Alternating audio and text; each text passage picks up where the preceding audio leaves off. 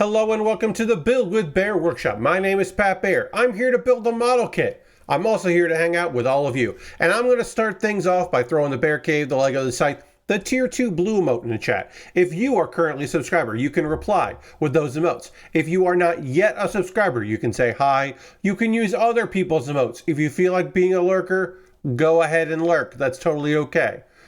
It is a Monday, and I'm working on a model kit, and I'm excited for that. Lashbrook is here. Hello, Lashbrook. I hope you're doing well out there. I didn't have a stream on Saturday because my stream on Friday happened and also ended up being very long. Thank you, Lashbrook. Appreciate that. It is my birthday today. I did celebrate it, on stream on Friday, but today is actually my actual for real birthday. So do mention that.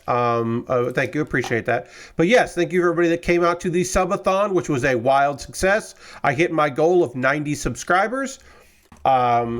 It happened right at the end of the stream, just as I was ready to leave and raid.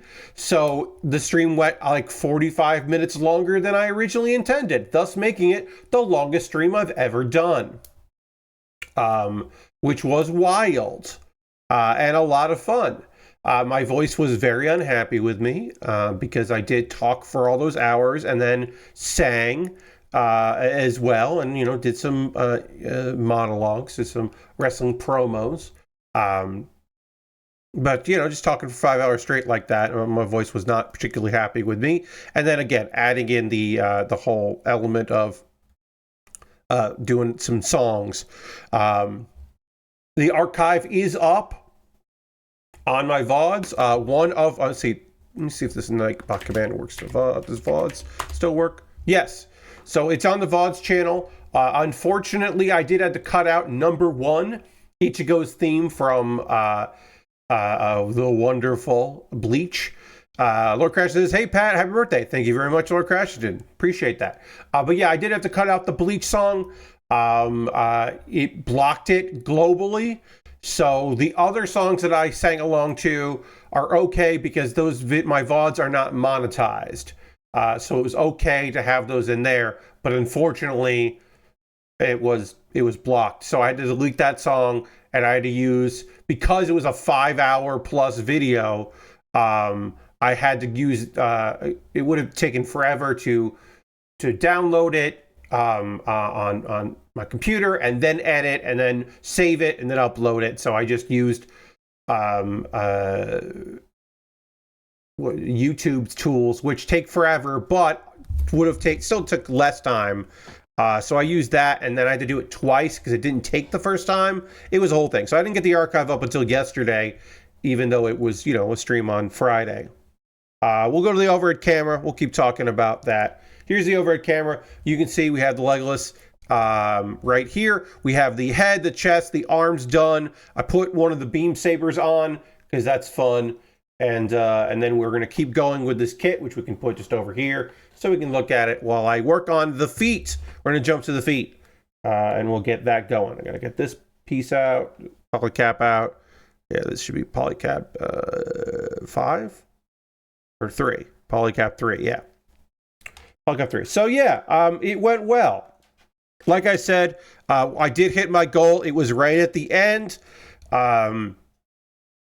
While it's this weird thing. I was thinking about it, and I'm like, on the one hand, it makes sense to do things that are going to be tough on my voice early in the stream, right? It would make more sense for me to be like pacing myself, like don't sing 5 hours into a stream, or 4.5 hours into a stream.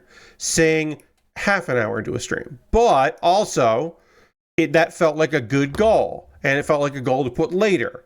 But then what if I don't hit my goal? And then I've practiced singing these songs and I prep these songs and then I don't get to do anything with them.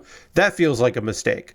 So I guess karaoke / sing-alongs in the future, I will probably do like an easier target for those. That's the thought anyway. I also have to think about my next punishment, like main, goal, my big stretch goal punishment thing. Although obviously it was brought up, and it's probably the thing to do is to do B-Bilk, which is Baja Blast Milk. B-Bilk is probably the way to go, and I probably wouldn't mind it because I don't dislike.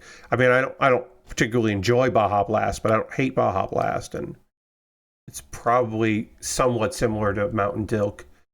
So it's like, well, I could probably do that. Also, if I bought Baja Blast and then the thing didn't work out, that's better than the fact that over the course of this weekend, I had to drink the rest of that monster, which I was not particularly thrilled about. It was necessary because I didn't want to go to waste, but I did drink it over a 3-day period.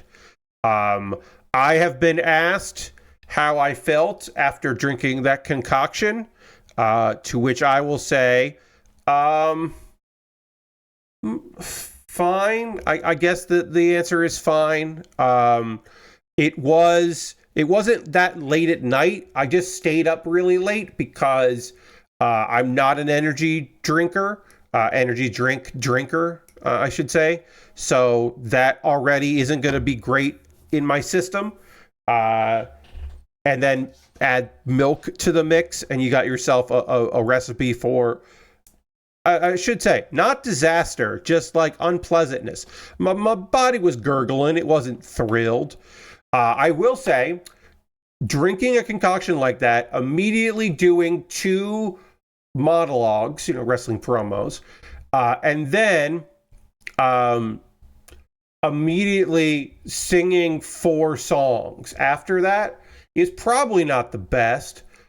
I did eat, though, so that's one thing that's very important to remember, is that I did consume some food before that.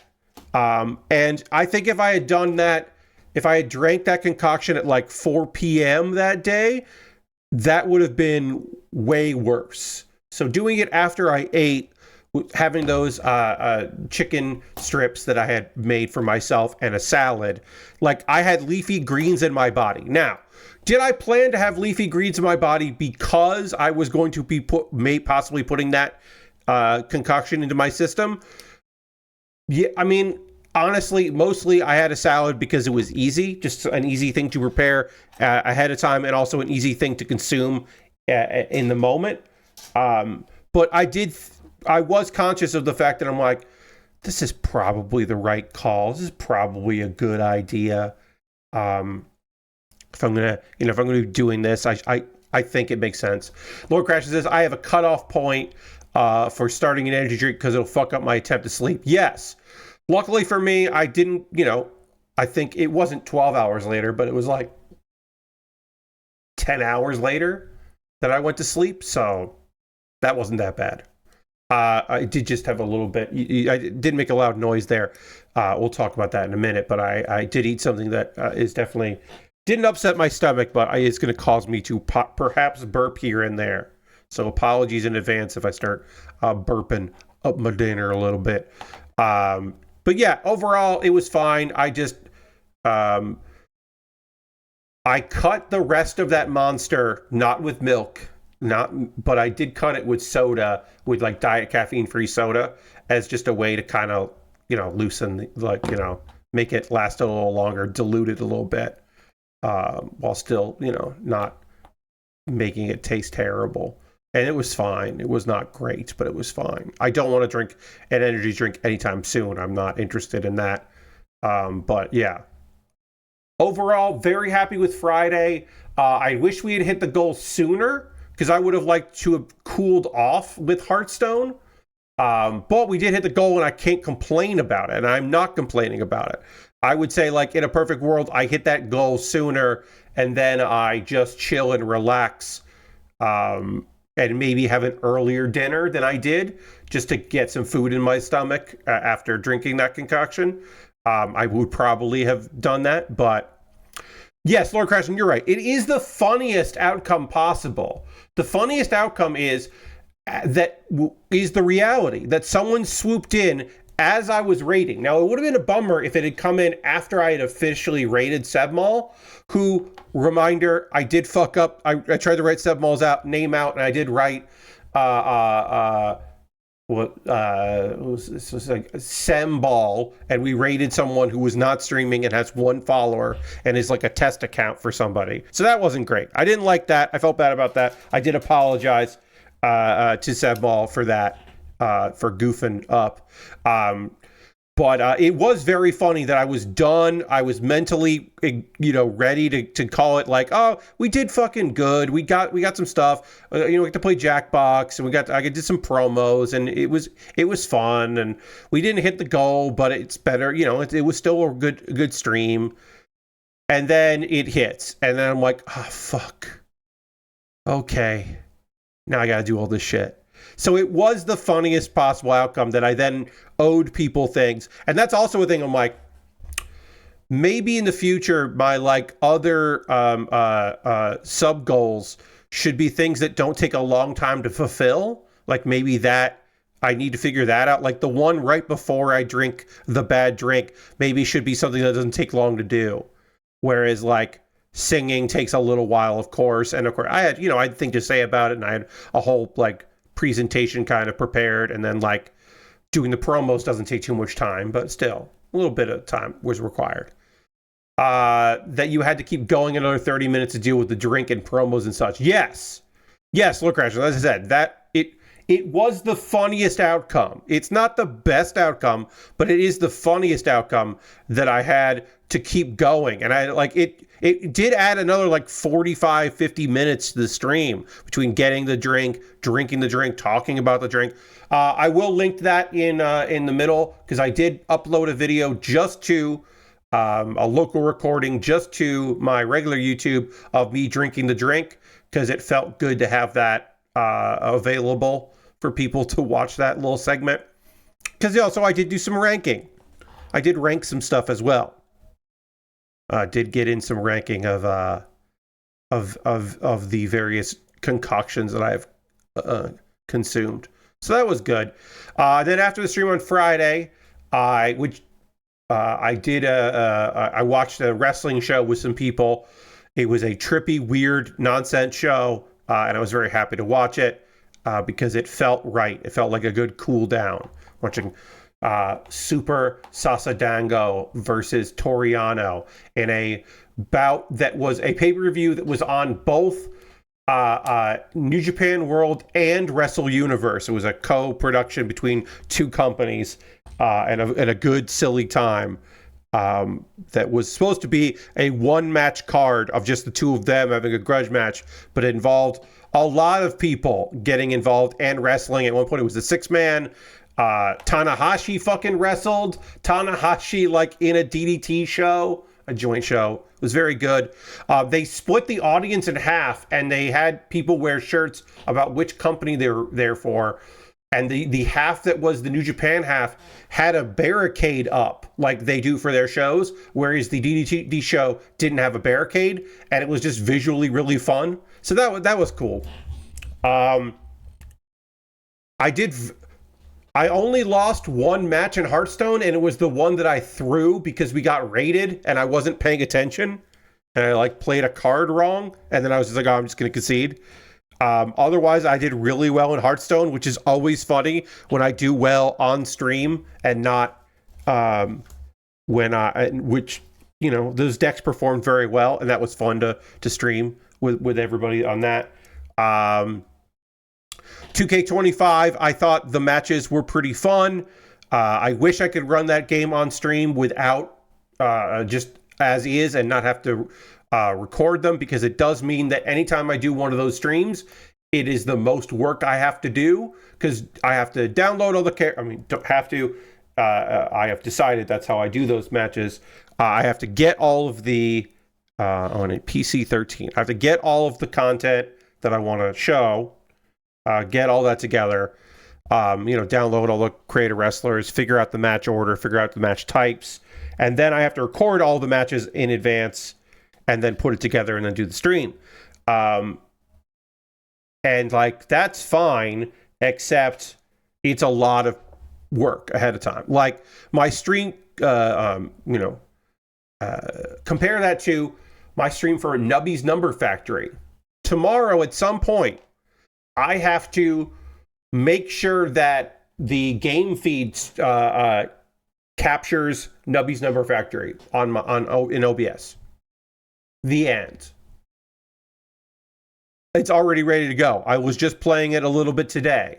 I unlocked another game type for it, or pre-show type. So I'm like ready to go. That's it. That's my prep for Nubby's Number Factory. It works.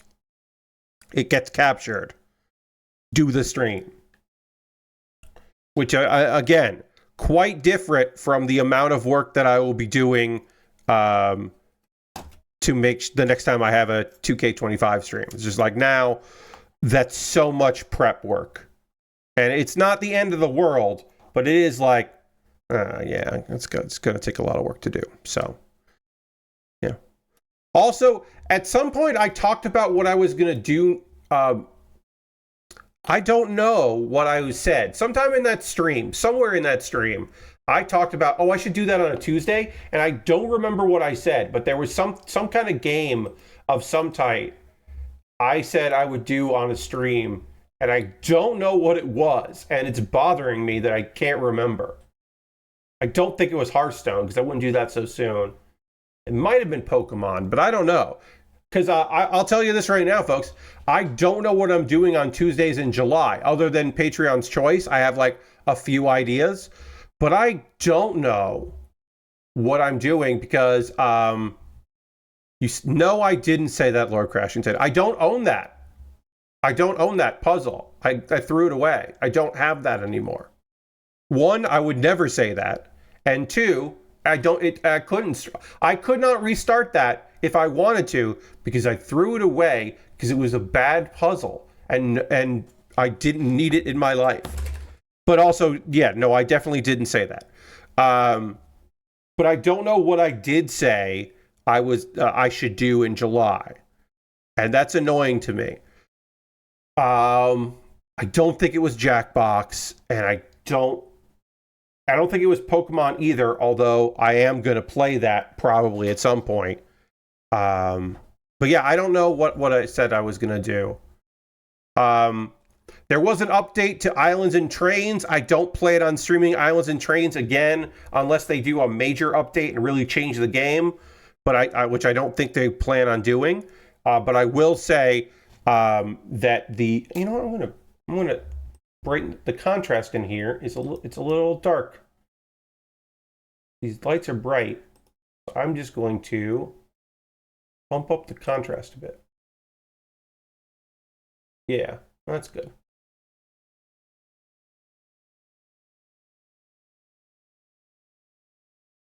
Yeah, that helps some. Yeah, that helps. Just bump up the contrast.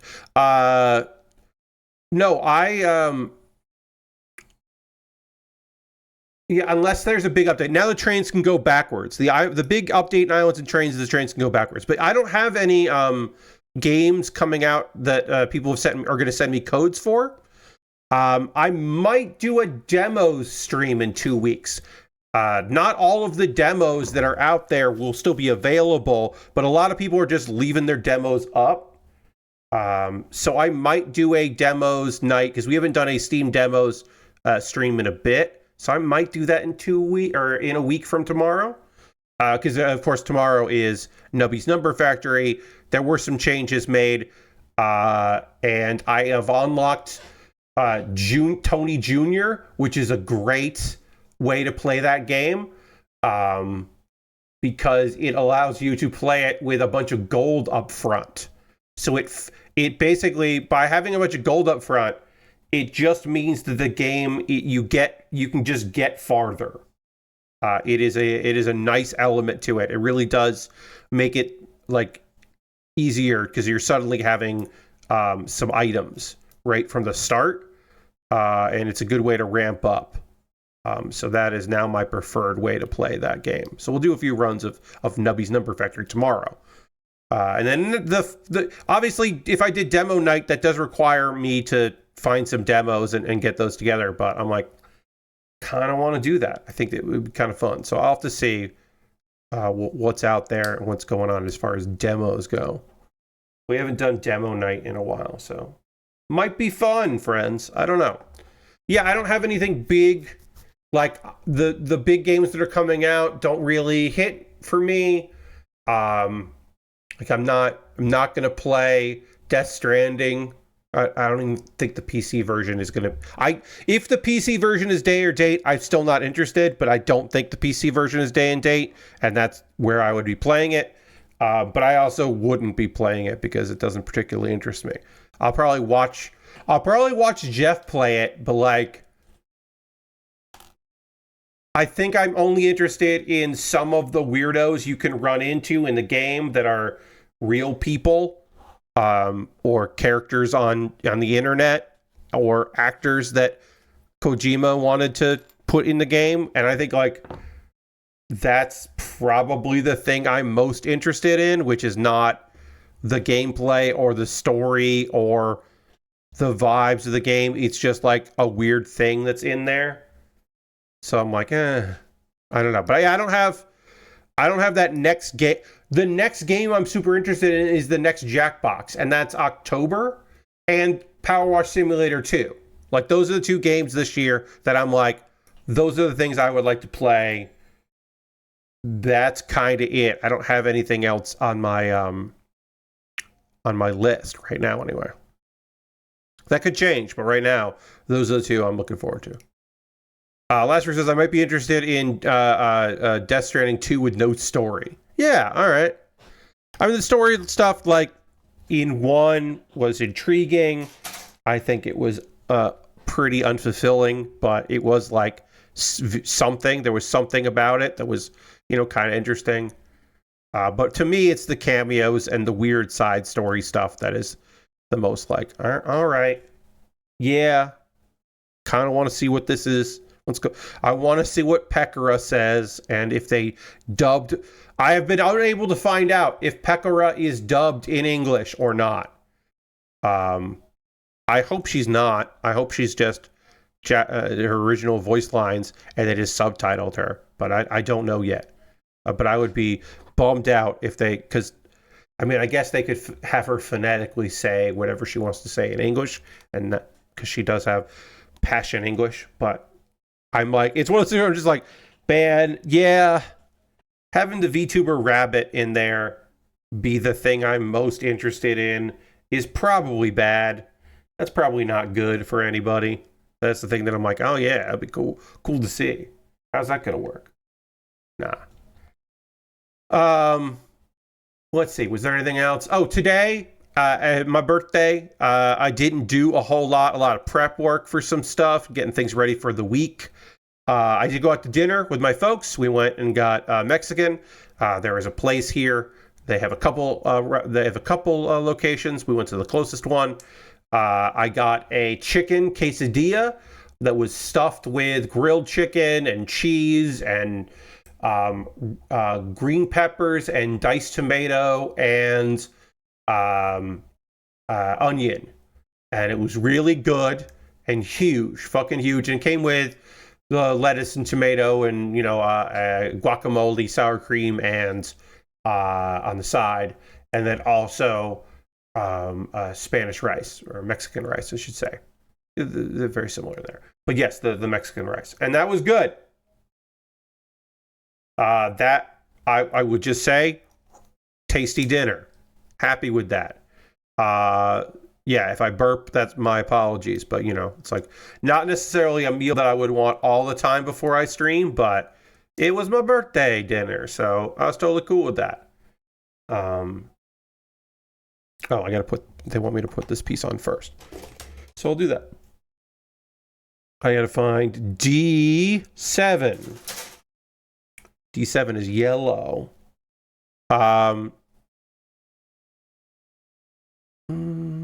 That's 11. So D7 is going to be this piece here. Great. But yeah, it was nice to go out and eat and hang out with the folks. They're going away for the weekend. They are not going away long enough to justify me moving my computer and my entire setup out of this room.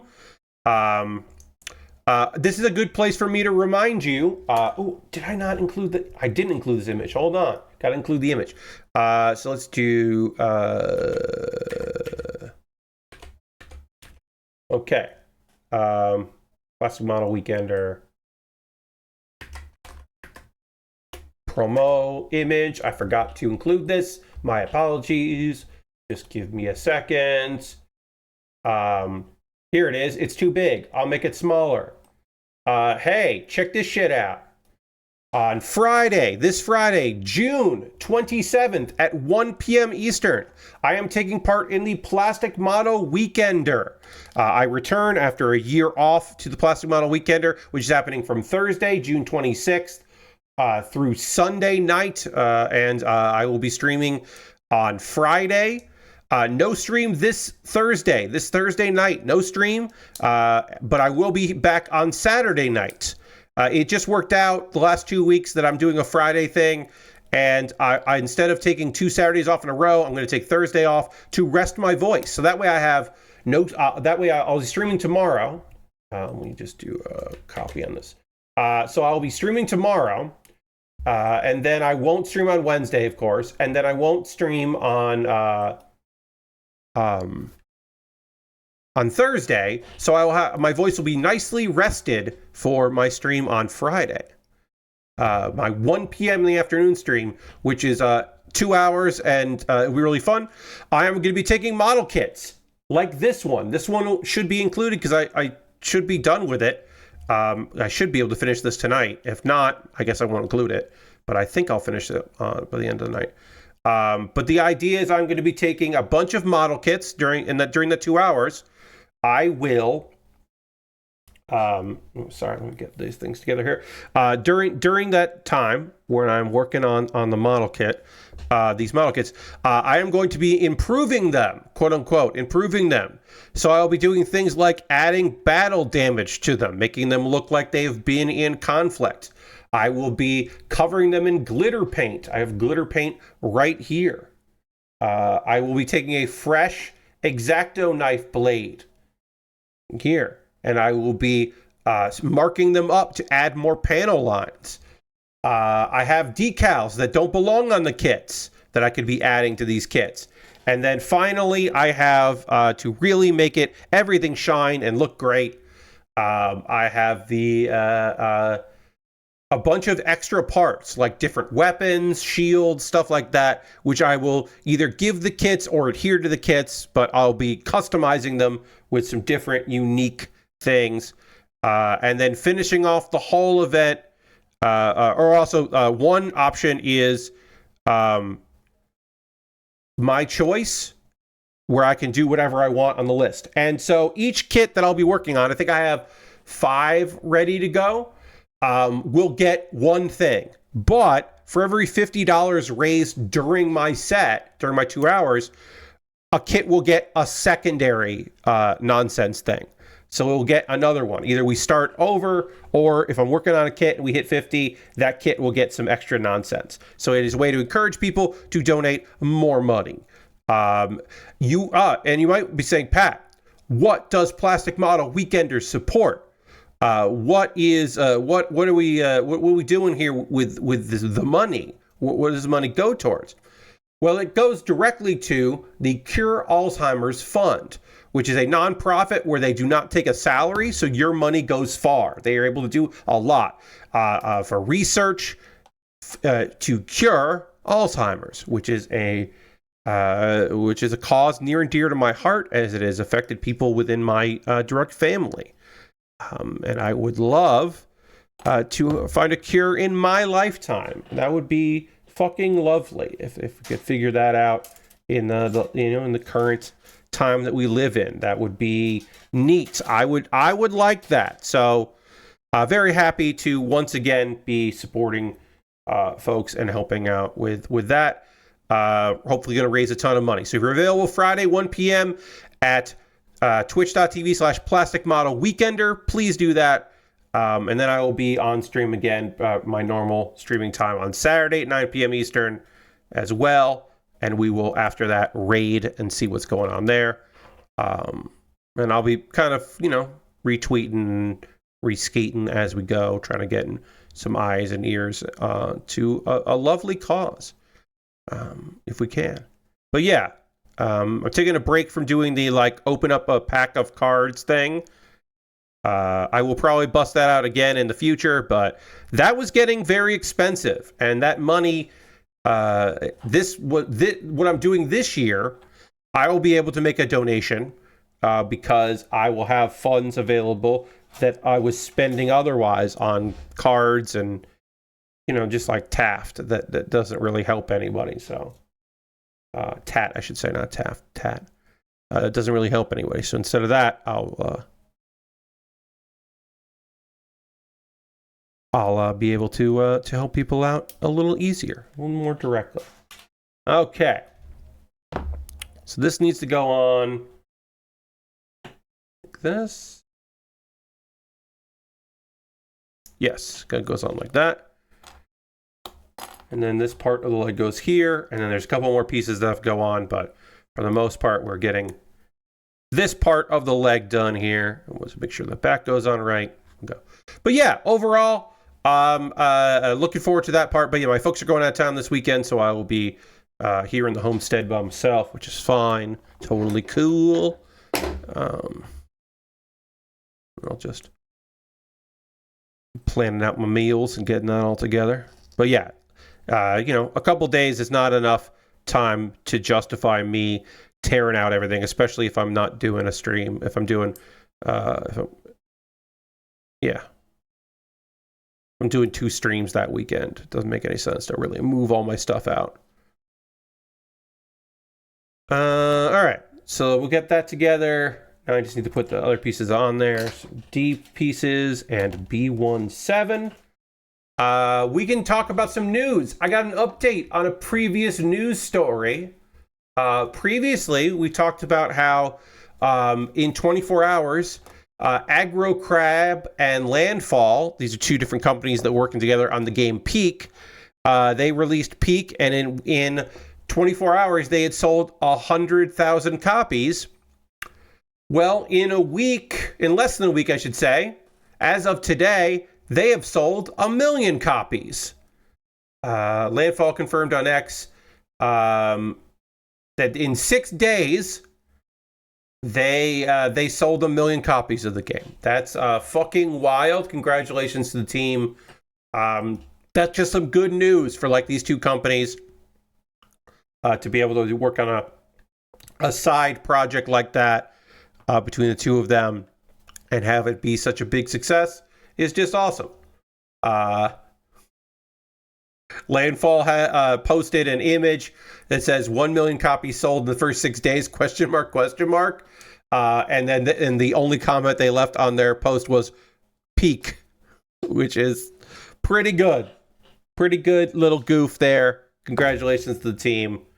That's some wild ass shit right there. That's just cool and weird. But congrats to them for that accomplishment. I've been watching some people play Peak. It seems incredibly frustrating in a way you want that kind of game to be. Not like cheap, but like difficult and fun. And I was like, yeah, that seems cool. And I look forward to their follow-up Mid, which will of course be disappointing, but some people will really like it. And some people will act like they really liked it because they got on board really early. And they don't think it's Mid, but it is. Let's see. Here is your PSA for the stream. You know, I don't consider myself to be no, I should say this. I do consider myself to be a consumer advocate. So I do want when there's stuff out there that you should know as consumers, that is important to know. Be fucking careful about buying a Switch 2 pre-owned. If possible, before you fork over your money, make sure it can get onto the Wi-Fi.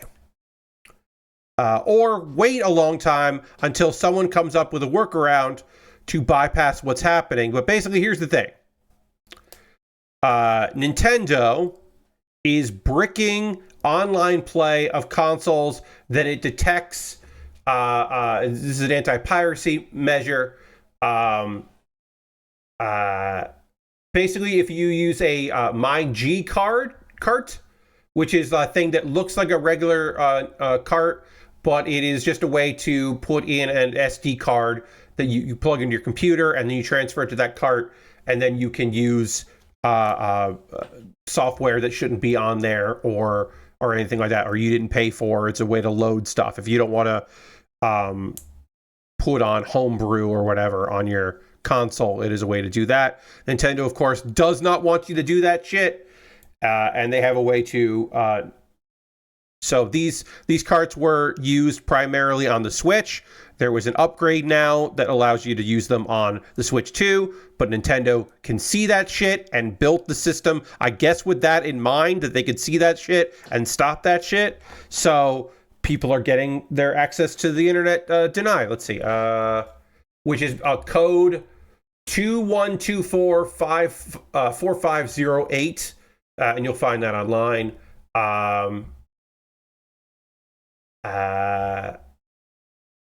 Let's see, can I see what that does? You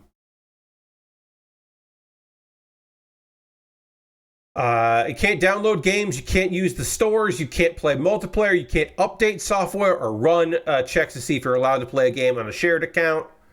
Now, of course, you could say, Pat, though, my cart lets you play it lets you play things that aren't stolen games. It lets you play like homebrew stuff and games that you legally acquired. Like, it's just like backups. If you had bought a copy of a game and you lost that cart, you could the backup. You could do that. Yes, but Nintendo doesn't give a shit about that, and everybody should know that.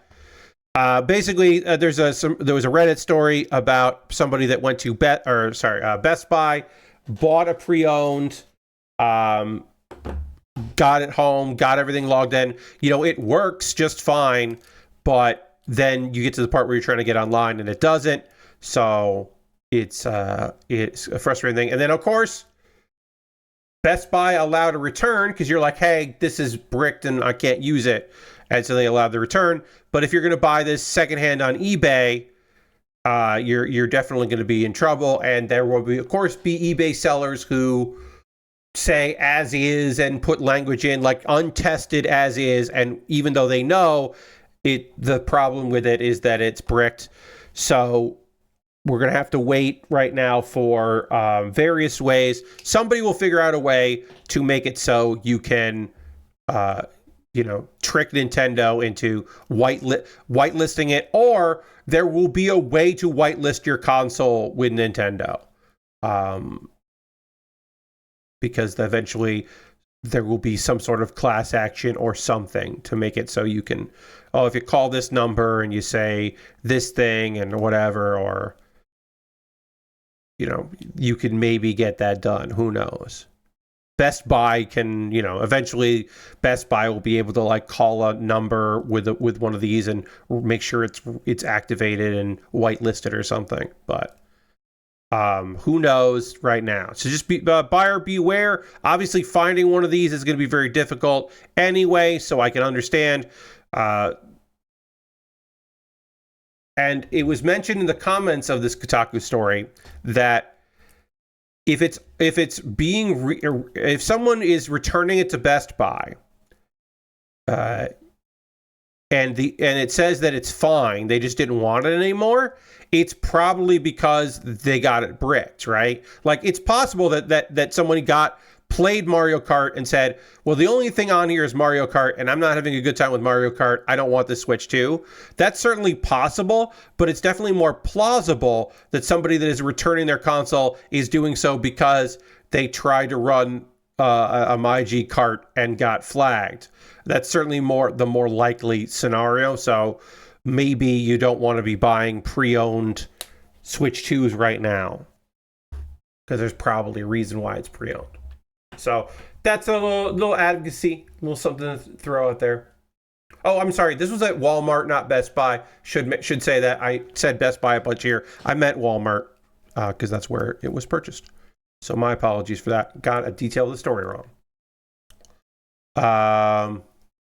Let's see. Other story stuff I can tell you.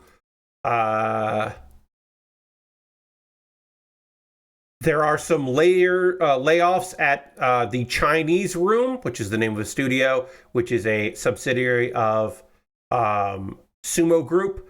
They make Still Wakes the Deep.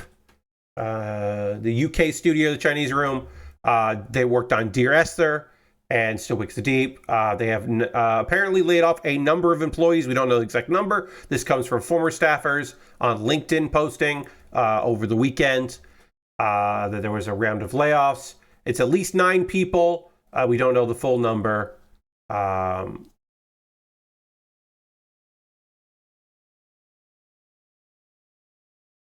they a bunch of them said redundancy. This is just a couple months after Sumo Group confirmed plans to pivot away from original franchises to focus on co-development work.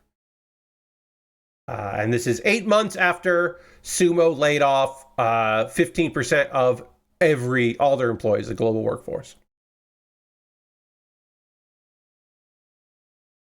And of course, as clearly understood, Chinese Room has worked on, to much acclaim, original projects and not co-development. They did take over in 2023. They took over for Vampire the Masquerade Bloodlines 2 from Paradox Interactive. So they have done some pickup work. They certainly could continue to thrive in co-development, but obviously a bunch of people on that team were there to work on original ideas and original projects, and so who knows what's going to happen there. But obviously the layoffs are garbage. And we hope that people land on their feet.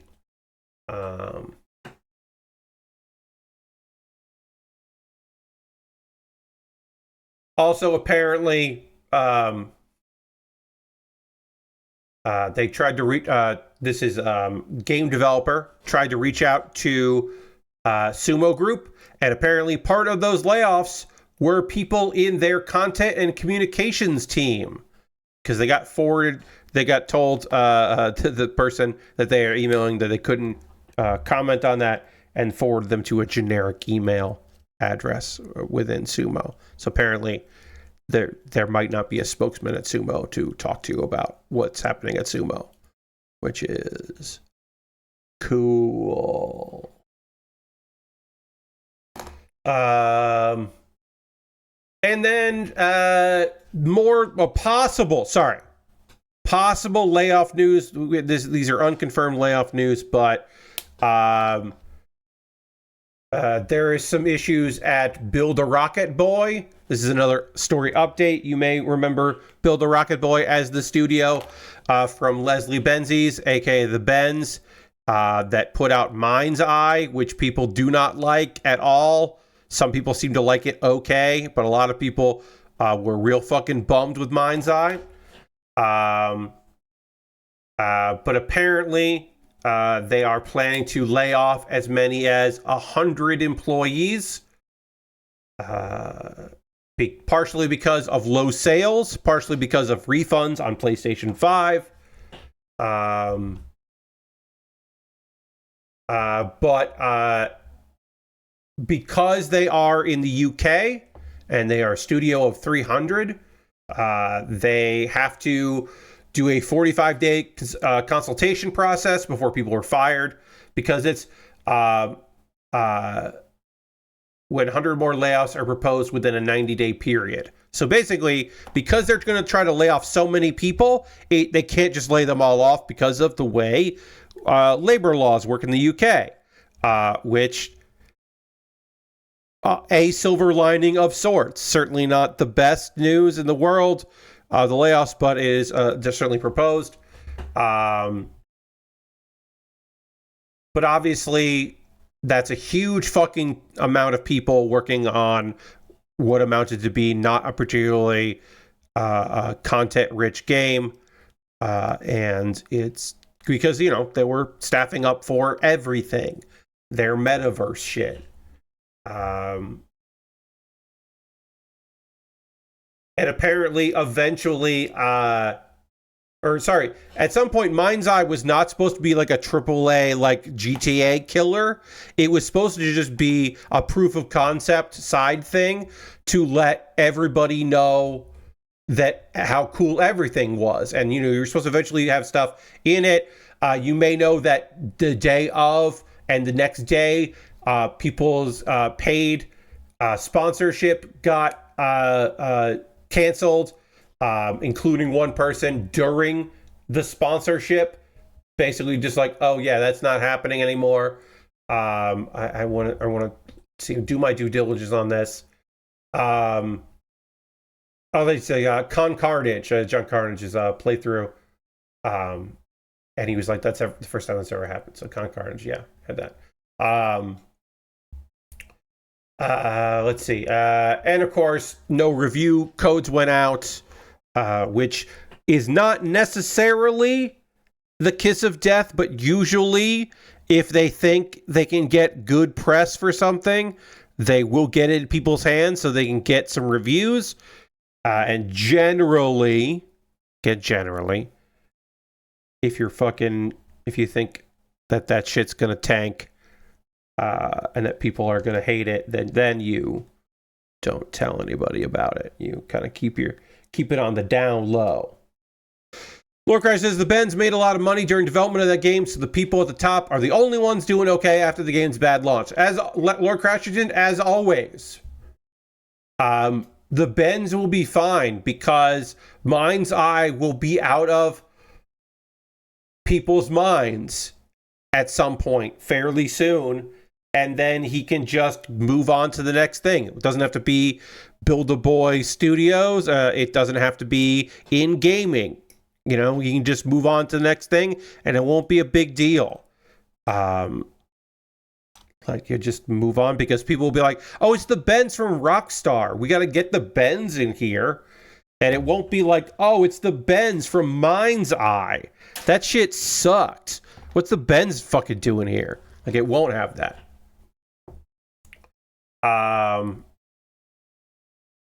Mind's Eye was not pulled.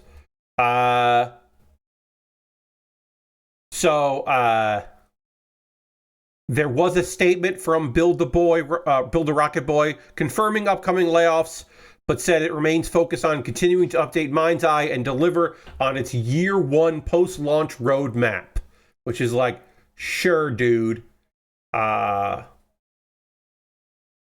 You're gonna lay off a third of your company, but everything's cool? Okay.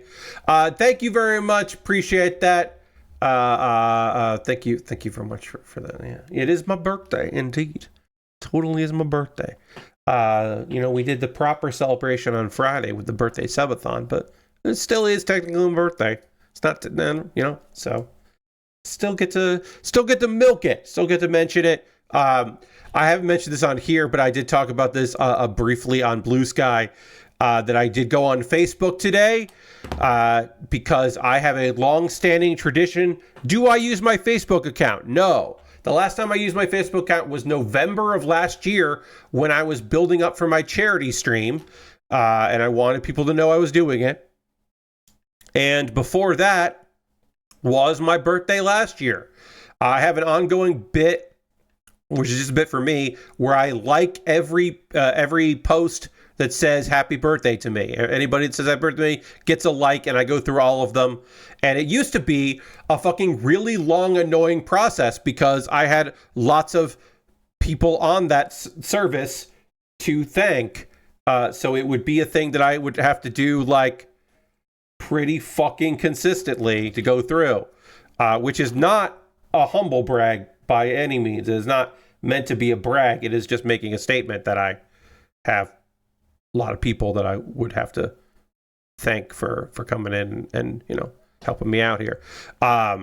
It's just the truth. Now it's definitely more manageable because I don't use Facebook that often, and a lot of the people that I was friends with on there, or mutuals, I guess you'd say, don't use it much anymore either. So it's a lot more manageable to be like, oh, okay, well, are you around? No, that's fine. A lot easier to keep up with that than it was previously. But yeah, I think I had a nice birthday. Is there any other news story stuff here? Oh yeah. You may know Good Old Games. Good Old Games, GOG, that they have their preservation program where they're basically like trying to pick games that they will continue to support even if the publisher or the developer is no longer doing updates and support. Like, let's say you buy a game from GOG and Windows 12 comes out and the studio that made it isn't going to update it so it works on Windows 12. Well, GOG will do that work. That work is not cheap. So apparently, Good Old Games is making it so if you want to, you can just donate to them when you buy something. So if you're going to buy like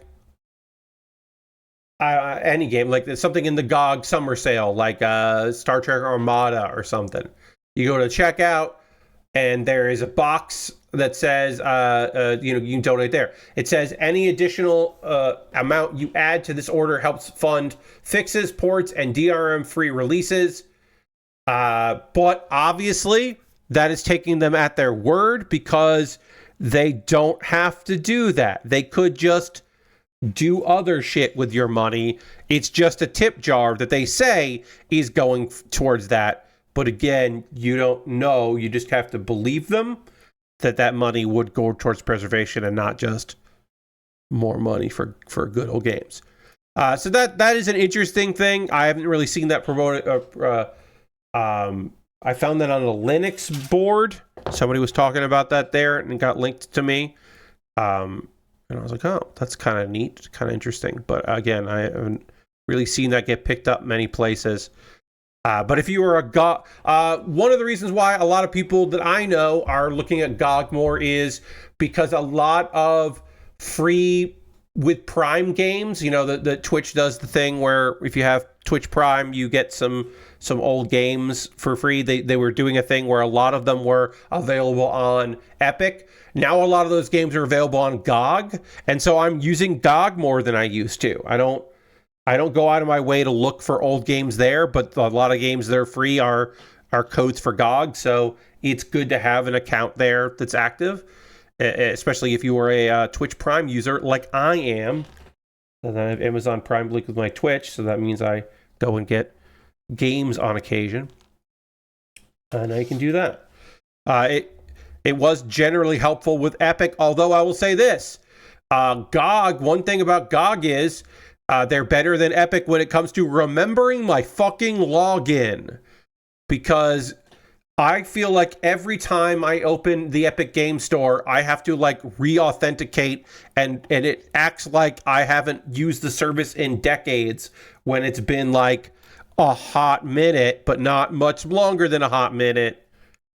It's like, come on.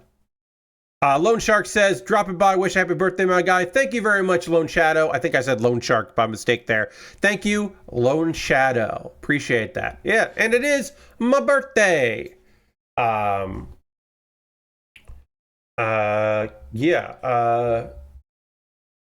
I should also just say, they're like, give us $1 or $3 or $5. And it's added to the checkout process. So if you're buying a modern game, it will also ask you to do that.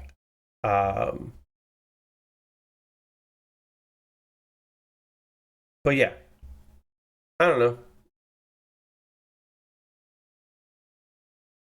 Kind of neat, not necessarily like revolutionary, but it was worth, I think, pointing out that GOG is looking to get some donations and going directly to people that are willing to buy things from them, which feels like, yeah, that's probably your target demographic, especially if you're buying something that you think is going to need future proofing and future support, it kind of makes sense if you're already there to be like, well, I guess I should, I should drop them a few bucks since they are going to be directly supporting me and the games that I play. Like, I kind of, to me, it makes sense to do that. Let's see. Do I have anything else I want to say before we take our pause of the call? Let's talk about ways you can support the channel and then get into some anime talk. We will be talking about the second to last episode of Lazarus, the second to last episode of Rock is a Lady's Modesty, and we will be talking about the final episode, the last episode of Catch Me at the Ballpark, which is a 3-part thing and fun. A fun episode, and we will be chatting about that in a bit here, going through all of the various shenanigans for that series. So we have our second final episode of a show this season to talk about, and of course we have more to talk about in the next season, summer season, because the anime never ends, folks. I should see when the first show that I want to talk about for the new season is coming out. Check out Anti-Chart here. Summer 2025. Sort by next airing episode. So not Detectives These Days Are Crazy. Not Necronomicon. Cosmic Horror Show. Nobody... what's this? No, yeah, nobody's picked up the guy that likes to drink coffee with married ladies. Reborn as a Vending Machine, I Now Wander the Dungeon Season 2 is the next show of the new season that I will be watching. I don't think I'm going to be covering it here on stream because I often don't cover Season 2s and 3s of shows, but I will be watching it because I really like the first season, and that's out on a week and, 8 days, 10 hours from now, so... Cool. That'll be a Tuesday show. So that's the first show of the new season I'll be watching. Let's see if let me find the first show. And then Dan to Dan is also a Tuesday, 8 days and 13 hours. So, that's a Wednesday then, right? Yeah. So yes. So a Wednesday. That's a Wednesday show. Doesn't seem good. New Saga. Welcome to Outcast Restaurant. I don't think I'm covering. Okay, so the first show that I will probably cover here on stream is probably The Water Magician, which is 9 days and 14 hours from now. I will probably be covering The Water Magician because I really like that manga, and I think it's an interesting isekai, and I do like covering isekais, and I didn't, this season I didn't cover any at all, did I? No. I didn't cover a single isekai this season because the one I liked the most was, the one I liked the most was a sequel, like I said. So I didn't cover it here. Wild. For me, anyway. I didn't cover an isekai. Call the Night Season 2. I won't be watching that weekly.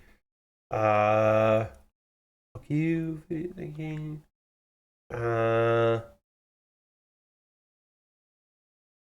Anybody pick that up?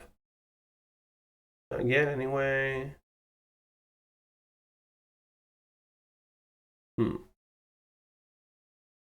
I just launched Epic Game Store for the first time in a bit, and they added an Unreal Engine section to it. That was the first thing it showed me. Like, I give a shot about using UE. Yeah.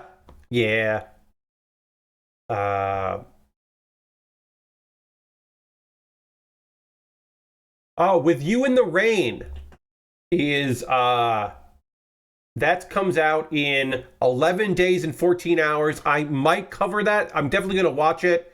That is the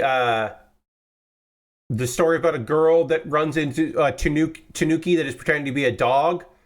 And that seems like a very fun, silly slice of life. About a lady that gets tricked into taking home a Tanuki and thinks she has a new dog. And I'm like, yeah, I'm probably going to watch that. Ruri Rocks got picked up by Crunchyroll. I'm probably going to watch that because it's a girls doing things about jewels and rocks and stuff. That seems very fun.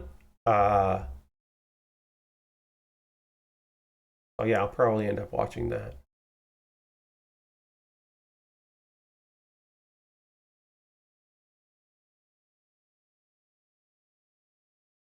Oh, and then I talked about this post the stream last Tuesday. I was worried that cultural exchange with a game center girl was going to kind of maybe be bad because it's a story of a guy that works at a game center, an arcade, and meets this girl who is an English, a British girl there, and like accidentally asked her to be his Valentine. He's just trying to be nice. And it ends up being this romantic comedy.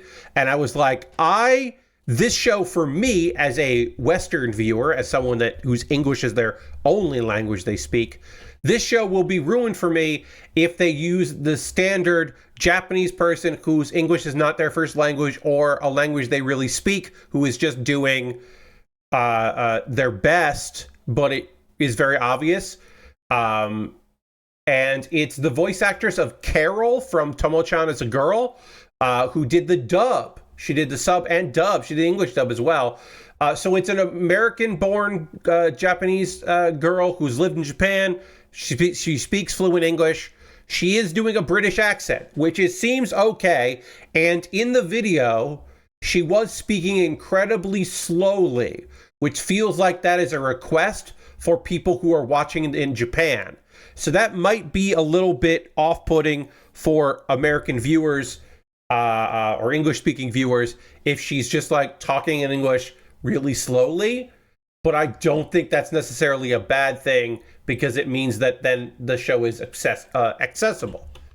And I don't think that's a bad thing necessarily, as I said. So hopefully that turns out great because it's a very cute premise, and I do love a fun romantic comedy with a premise like it's a girl, we don't speak the same language, and also there was this misunderstanding where it would, like a fairly understandable misunderstanding. And I'm like, oh yeah, this could be real cute. And the fact that it won't sound like a Japanese person trying to be American, I was like, well, that could work out. And she could do the dub as well, which is like just fucking cool. Because like if the voice actress who's done the Japanese then is also doing it in English for the English. Also, I don't know how you do the English dub. I think the only thing you can do the English dub is have the Japanese guy speak Japanese and revert all of the jokes. You have to, like, I think that's the only way you do it, is you have the Japanese guy not be dubbed into English. And that seems very complicated. So I don't know. I guess you could do the joke that she speaks like weird phrases in British and they don't translate well. I guess you could do that joke, but I don't know how that dub works, and it'll be interesting to see if they're going to try. Anyway, that's weird speculation that we don't need. Instead, I'm going to throw the Bear Cave, the Lego, the site, the tier 2 blue emote in the chat. If you are currently a subscriber, you can reply with those emotes. If you are not yet a subscriber, you can say hi. You can use other people's emotes. If you feel like being a lurker, go ahead and lurk. Being a subscriber is the easiest way to support me through Cash Money or your Prime Gaming token. If you have Amazon Prime, you link it with your Twitch. You get Twitch Prime. You could use it for anybody. If you want to use it for me, that would be great. I'm not going to talk numbers because I don't talk numbers until we drop below a certain amount, and then we have a goal. We're way past that goal. We're like double that goal plus, so I don't need to talk about that. But if you are a subscriber, let me see those emotes because it's nice. Because we're, it means you're here, you're active in the chat, and you have chosen to part with your hard-earned money for my benefit, which is great. Which is also your benefit. Another way to support me financially is bits and coins. They're always appreciated. If you want to be part of the cheerleader board, like BWO. Or if you want to gift a sub, like Aristfan and Dirty and Lashbrook did, and an anonymous person who gifted also Green Thumbs and Lord Crash did all gifted subs. And also an anonymous person gifted subs, which was fucking wild. They gifted 26 subs. We don't know who that was. Let's see. There are other ways to support me financially if you'd like to. Like, you can go to my Patreon at patreon.com/PatBear. Over on my Patreon, there's a $1, $3, $5, and $10 tier. There are different rewards for different tiers. Consider joining me on Patreon. My patrons just voted, my $10 patrons, I say, just voted on what I'm doing next after I'm done with this model kit. I will be working on a fun Lego set. So that's nice. Looks like, anyway. That's where the vote's going. There's also my YouTube channel, youtube.com/PatBear. Of course, subscribing to YouTube is free. Consider subscribing so you can get my videos. And then also on my YouTube, there is a membership. And for just $2 a month, you can become a member over there, and you get my Wednesday videos on Tuesday. So you'll find out tomorrow what is my final video in Mecha Month for my series Kuma Baer. So we'll be able to see that there. I do need to quickly check a thing real quick here. Sorry. I'm interrupting myself. To see that. Yes. Those are all monthly ways to support me. If you would just like to throw $1 or $2 in the tip jar, $5, $10 on a one-time thing, you could do that. Everything I make through direct deposits, direct donations, I should say, through YouTube, which includes AdSense and watching my videos, helps me out through Patreon and through Twitch, all goes into a fund, and from that fund, I pull money out to buy model kits. So past you is helping present me because I'm able to buy kits to build, and I have a backlog full of cool stuff that I'm happy to work on, including the next thing I'll work on. It's a Lego set. And also, another way to support me, you could be like Melina, who bought this kit, the Legilis, the Gundam Legilis from Gundam Age. I'm building that because somebody bought it, in this case Melina, bought it off my Amazon wish list. If you buy something from my wish list, you will get priority. It will jump the queue and be the next thing I work on. I'll make a dedicated YouTube video called a mailbag video about the thing that you purchased. And again, you'll get my thanks. And, you know, it's awesome. My actual birthday is today. If you want to buy me a late birthday present, because it'll arrive in a few days, you can do that. I've got a jigsaw puzzle on there, the third and final Magic the Gathering jigsaw puzzle from Spin Master. We did 2 of them already. That's the third one. Some Lego sets, some model kits, some inexpensive stuff, some expensive stuff. You know, all kinds of different things and things. If you see something on that wish list you'd like to see me build, you can purchase it. And again, come to me mail, get its own video, and then jump the queue and become the next thing that I work on. I got a bunch of different stuff on there that I would love to work on. I'd love to. This has been on my wish list since 2023. It's one of the oldest things on my wish list.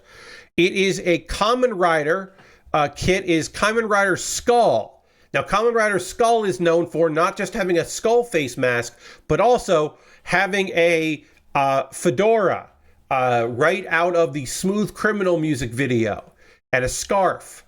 I love Kamen Rider Skull. So I would like to build that kit at some point. That's on the wish list. That's you know, it's a silly one, but it's there.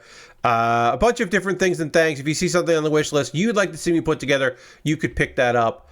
And I will build it on stream. You know, it'll take a little while to arrive, but I'll do it. I'll put it in there. Hold on, let me just check one thing real quick. Just see how that's going. Just checking a thing real quick here on the list. But yeah, if you see something there and you want me to build it, send it my way, and then I will. I'll see about building it. I'll see about making your thing happen. Yeah, all kinds of different things and things on there. My alternative to Amazon is Pat threatening me with a good time, says Lord Cratchit. Not only a fedora, he tosses it up, transforms, and then catches the hat and puts it back on. Yes, Lazarus, he wears the hat before and after transformation, which is pretty great. Let's see. Oh yeah, I have a Throne wish list. That's my alternative to Amazon. I should go through again. I'll make a note for myself to go through again and try to add something to that Throne list. And then If you want to support me financially the most convoluted way possible, you go to USA Gundam Store, you buy a gift card there. They will send you an email with a gift card code. Then you copy that code and you send it to me, your friend Pat, via a whisper here on Twitch or a DM on Twitter or Blue Sky or Mastodon with that gift card code. And then I will use that gift card code to buy something from USA Gundam Store. And you could even be like, hey, Pat, you should build this kit. And then I'll reply, I've already built that kit before, if I have. Or I'll be like, oh, yeah, I'll get that. That seems neat. You could do that. That is another way to support me financially if you are so inclined. If you want to help me out, but you don't have the cash for it or the interest for it, you can join my Discord. I post build photos at the end of every stream. People post stuff they're working on. The Discord is full of fine, lovely folks. We'd love to have you there. So come by the old Discord. Couple video links for you to check out. A new episode of Pat Baer's Anime Club just went up today. It was recorded live this past Tuesday. It is my spring wrap-up and my summer preview. The summer season has not begun yet, but I talked about all the shows that I'm interested in, and I was surprised by a couple. So watch that, and also talked about the shows from this past season that I really liked and the ones I didn't really like, or the ones I was kind of iffy on, and I'm waiting for it to finish off before I really get my thoughts out. Kuma Baer. Kuma Baer is an ongoing video series where every week I talk about a show in a theme. This time it was Mecha Month, so I talked about Aldnoah Zero, which is not a good anime, but it's a really interesting anime. And I wanted to talk about something like that. I want to talk about a show that I found to be more interesting than necessarily good. So it was important to me to kind of talk about those kind of shows as well. So I did talk about Aldnoah Zero, which again, I don't think is particularly good, but it's unique show. And then I wanted to share this clip with you if you haven't watched it yet. If you want to watch a 6-minute video where I drink a full glass of a combination of Monster Energy drink and milk, here's the video link from you. It's from this past Friday, and I rank it I do some science and rank it against the other drinks that I have drank in this series of trying to get to high numbers in that. Yeah. It wasn't good. It wasn't good. It's not the worst one I've drank, and it's not the best one I've drank. So take it or leave it. Comes in number 2. I have some anime to talk about. I got 3 shows that I want to talk to you about. In order to get into that, I do need to get back to the overhead camera, continue working on this leg. I also need to drink a beverage, some water, and we need to dramatically do this. So let's get ready to dramatically transition to the overhead camera, and we'll do that now.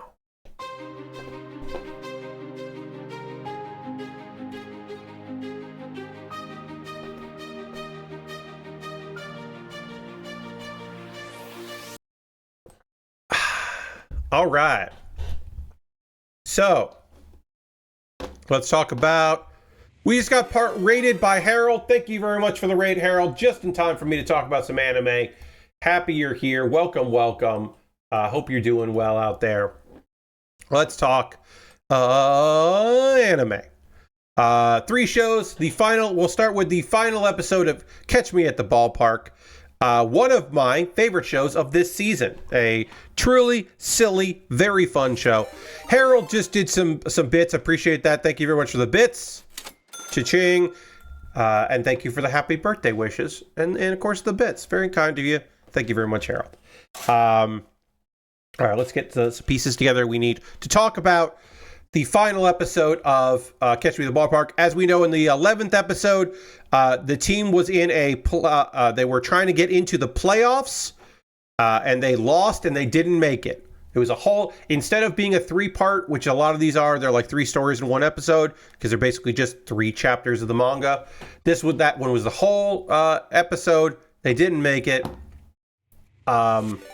Oh, this is Nick just subbed with Prime. Thank you so much, Nick. Appreciate you very much for that. Thank you. Let's throw the Bear Cave Lego site tier 2 blue emote in chat. Thank Nick very much for this continued support. Appreciate you. Thank you for using your channel points for that. So a happy birthday. I appreciate that. Thanks for all the good streams and combos over the years. No problem, Nick. Thank you very much. Thanks for being here. Throw the emotes in the chat. If you're a subscriber, you can throw the emotes in as well.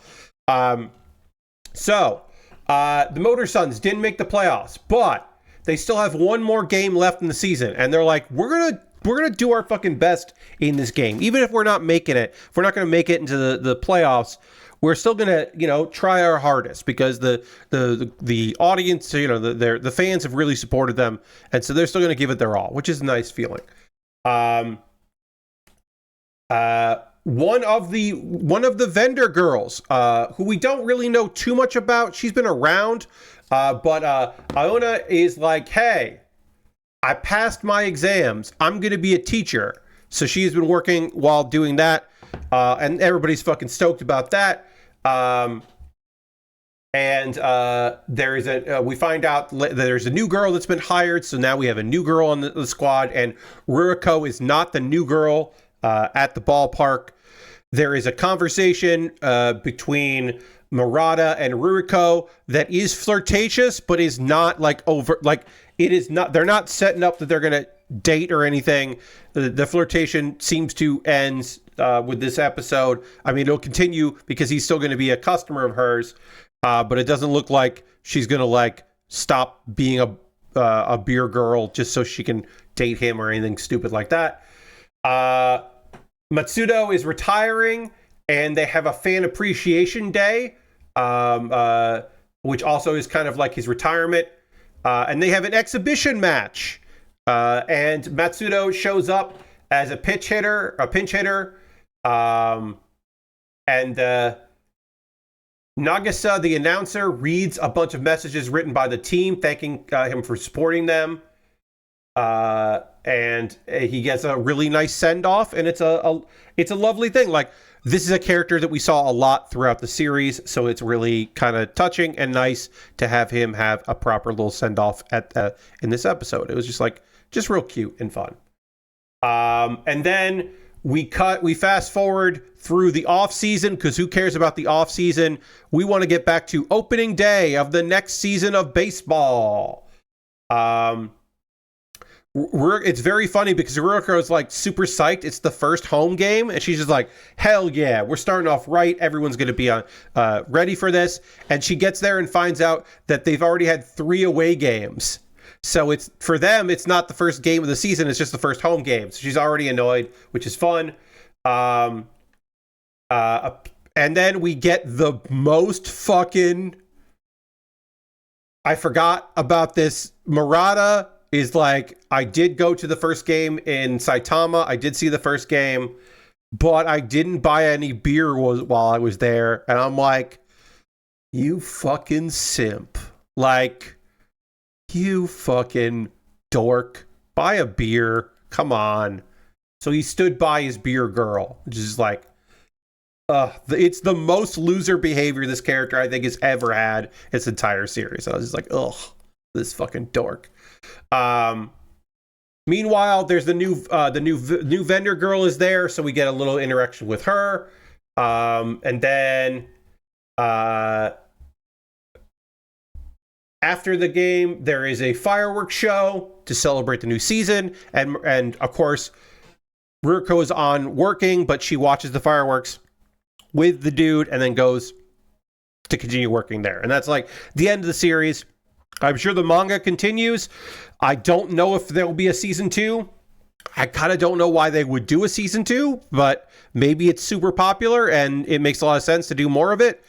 My overall thoughts is I wanted more of the mascot, especially with the reveal that the mascot is a former player. That was a huge, fun, comedic reveal that I was like, oh, that fucking rules. So I would have liked much more of that. I think that's a shame that we didn't get more of that kind of dynamic, of more people finding out. I think that could have been really fun. But overall, it's a really fun series. It's a much better situation comedy than it is a romantic comedy. But it doesn't particularly take the romance element too seriously, which is good, because I don't think it should. Because the whole dynamic of customer and worker and all that, and all those many reasons why that stuff sucks. Like, I'm glad it's not super pronounced in this show. because it would have been a bummer if it was. But yeah, overall, Catch Me in the Ballpark. Real chill, real fun, good jokes. The added comedy of the fact that the two guys that speak English on the show are both not native English speakers, and it's very obvious that they're not. So you have the added joke of that it's very clearly two Japanese primary language people doing the English parts. You know, the guy who's more accustomed to living there maybe makes more sense than the guy that's supposed to be recently arrived from America and definitely sounds like a Japanese person, but whatever. It's a fun series. Like I said, more mascot. Would have liked maybe even a little bit more of the kid and the families. That was fun. Probably exactly the right amount of the old security guard, which was still good, but like, you know, that wasn't my favorite character, so I was kind of fine with him not being in too much of the show. But yeah, overall, real fun. The second to last episode of Rock is a Lady's Modesty aired. This is a 13-episode series, which is good. So, at the end of episode 11, the band was approached to play again by the bar owner. The live hall, so they have another gig, so they're excited about that because they're more cohesive unit at this point. But there is a condition that it is going to be another battle of the bands. So they have another battle of the bands coming up.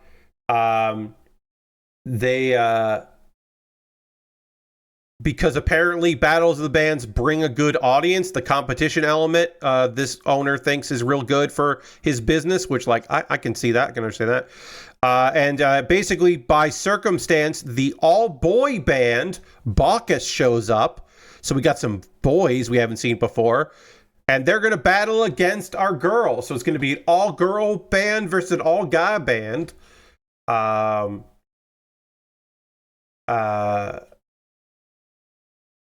Lilissa is kind of fucking pissed because it seems like the Bacchus guys are just kind of doing this as a lark. They're not serious about rock music. They're not a serious group. They're not doing it for self-expression or the love of fucking rock and roll like she is. So she's getting a little pissed off about that. They also don't seem that good. But apparently they are popular on the internet, and they are on this world's version of YouTube. They are popular on YouTube, which is, of course, is called MeTube. They're MeTubers, and that's why they are a well-known band, but not good. They're just popular for that. So we're getting a little hoity-toity in that way.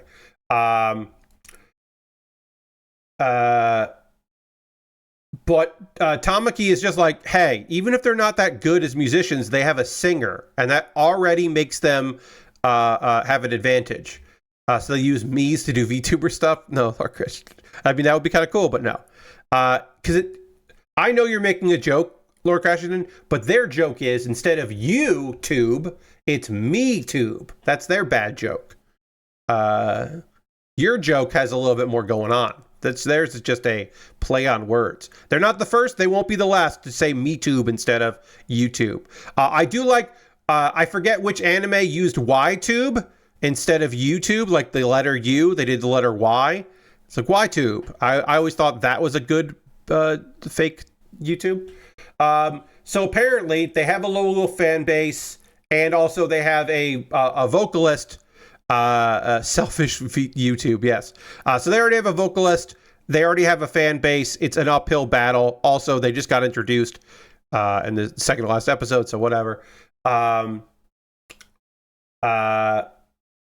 And Otaha is like, I might be out, everybody. I'm just kind of doing this just for fun, and we're getting serious now, which is a shame that Otaha is feeling that way, but is thinking of bouncing. But Lilissa is just like, look, I want this, like, I want this band to be good and to do well, and I would like it if you're a part of it. So it's like, you know, it means a lot to her. And she's like, I'll fucking nail this shit. If we're doing this shit, I mean, I'll impress you. I'm gonna fucking blow the roof off the place.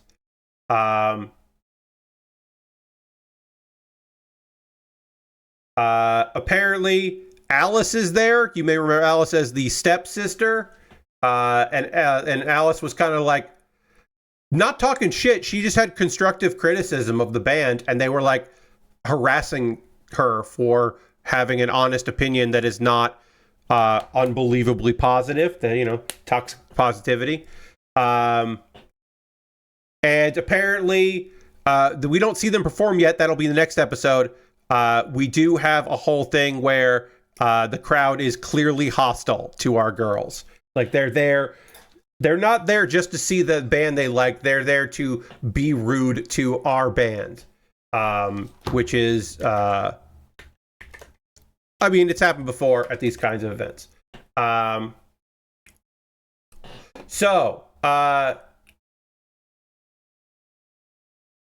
I thought this episode was good. I mean, we are introducing a bunch of new villain characters, which feels kind of weird, but pacing of manga doesn't always translate perfectly to pacing in anime, so it's like, kind of let that slide. Also, I was talking about previously about how, like, the Alice subplot kind of got pushed away. The fact that Lilisa is like standing up for her half-sister, or, her stepsister, is kind of interesting. And could lead to something more. So I was least happy about that. I like that Alice at a certain point is just like kind of mad that this girl is being forced to live a lie, and is a little jealous that she found something that's truly hers. So like I said, there's layers to the Alice Lilisa situation. So I was kind of interested in that. I'm looking forward to the performance next week. Or this next one, and closing out on Rock is a Lady's Modesty, which has been a pretty fucking solid show. A show I don't find particularly solid, and I kind of just want to be over, but I will finish because there's only one episode left. Episode 12 of Lazarus happens, and then there's the 13th episode that's coming out next week, and we will cover that next week when it's done. So everything kind of went wrong. The leader got arrested and is being tried for treason, or is going to be tried for treason. A bunch of different people got kidnapped by different groups.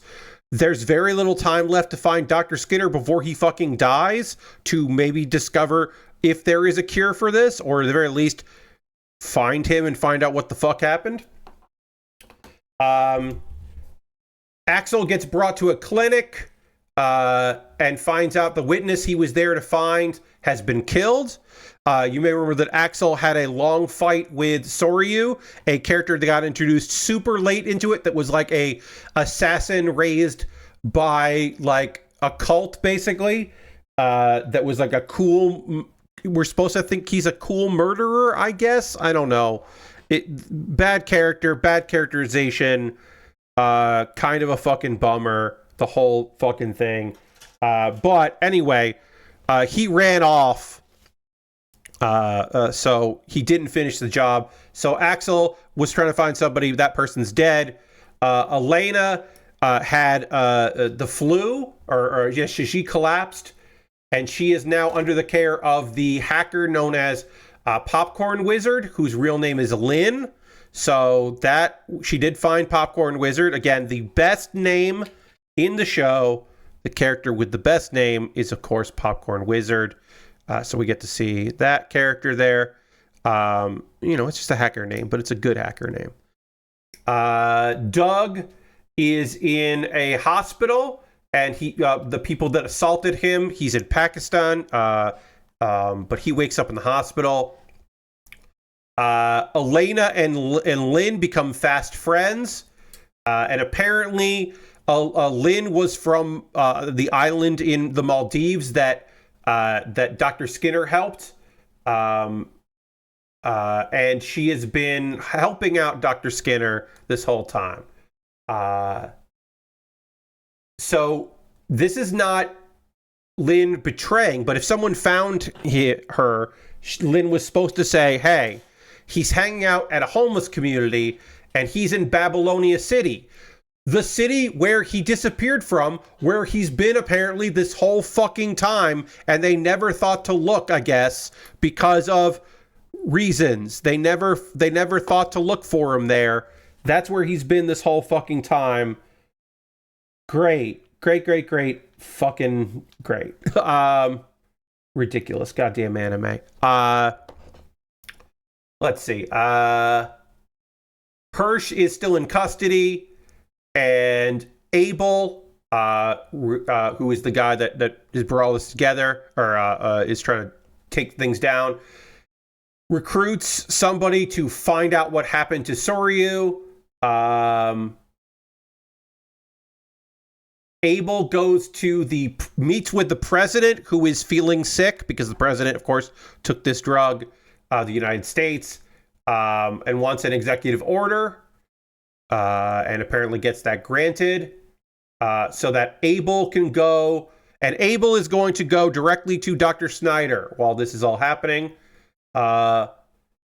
Lynn, who has now served her purpose and has nothing else to do, wants to help Elena, and they go and they help Doug escape, and they're all heading to Babylonia City. And then Chris, who is our tragic queer heroine, is helping out Axel. And Axel is just like, I actually really like being on this team. Again, this team has been together for less than a month, but he's just like, I've been a loner since some people that I used to roll with died when I was young, and I've been a loner ever since, but I like this team. Which, again, it's been some months, but you know, they've been together and trying to make everything work, so I guess it's okay. Chris figures out who Soryu was, and apparently he has a dissociative identity disorder through her research.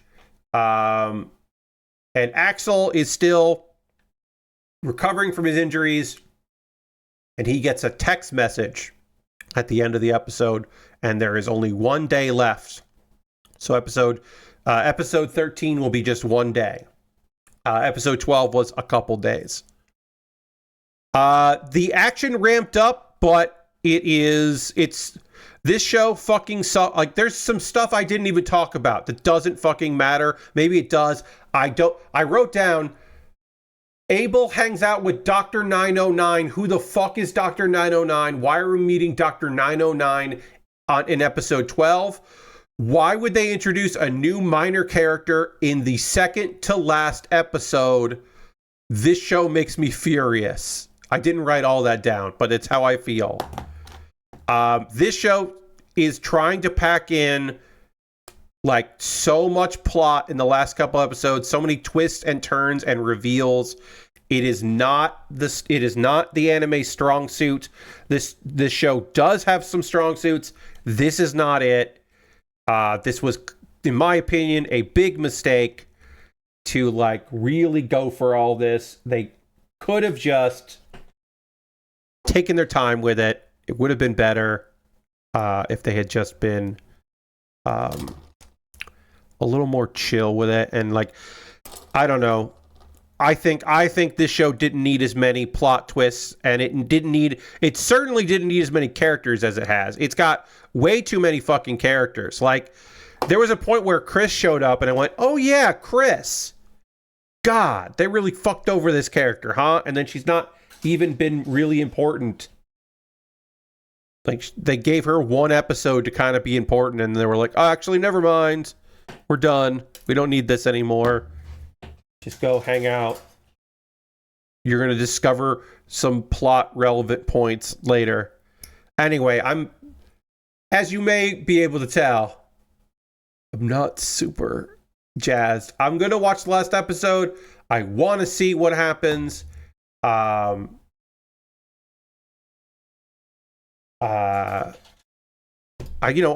think the music is cool. I think there's stuff that's happening. That is like fun to watch. I thought the fight scene that was most of the episode 11, I thought that fight scene was actually really well choreographed. All the fight scenes are good, but like, I don't care about whatever late stage episode 13. Like, episode 13 should give us some information about Dr. Skinner, and it should give us some information about Axel and how, like, what his connection is with them. And, like, I kind of care, but I kind of don't care at all. And I don't know. I wish I was more positive about it. I wish I was more positive about the two shows I was most hyped for this season. Those two shows being this and G-Quarks. I wish I really liked both of them more than I do. Hey, Quarks could stick the landing. It's totally possible that Quarks sticks the landing and gives me something that I'm fucking stoked about. It's definitely possible. I think both these shows either needed to reduce their scope or get 26 episodes or 24 episodes, and neither got as many episodes as they probably needed to tell the story they're trying to tell. Maybe more so for Quarks, which I think would have been, like, I've mentioned this before, but Quarks would have been remarkably better if there had been any attempt to have our main two heroines spend time together. Perhaps have some sort of relationship so that the betrayal felt more like more was happening with the betrayal. Because right now it doesn't fucking feel like that. It just feels like they're going through the motions.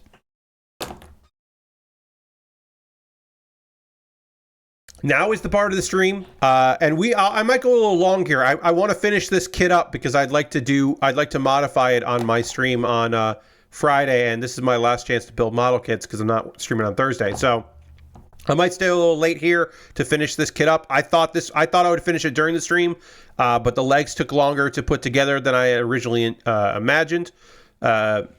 Lord Crashton wants me to hit the dance button, which is a fine thing to do. So I will hit the dance button while I am still panel lining here and trying to get this done. But yeah, it's still fine. Thank you for using your channel points for this. Here's the dance button right now. While I do all this here.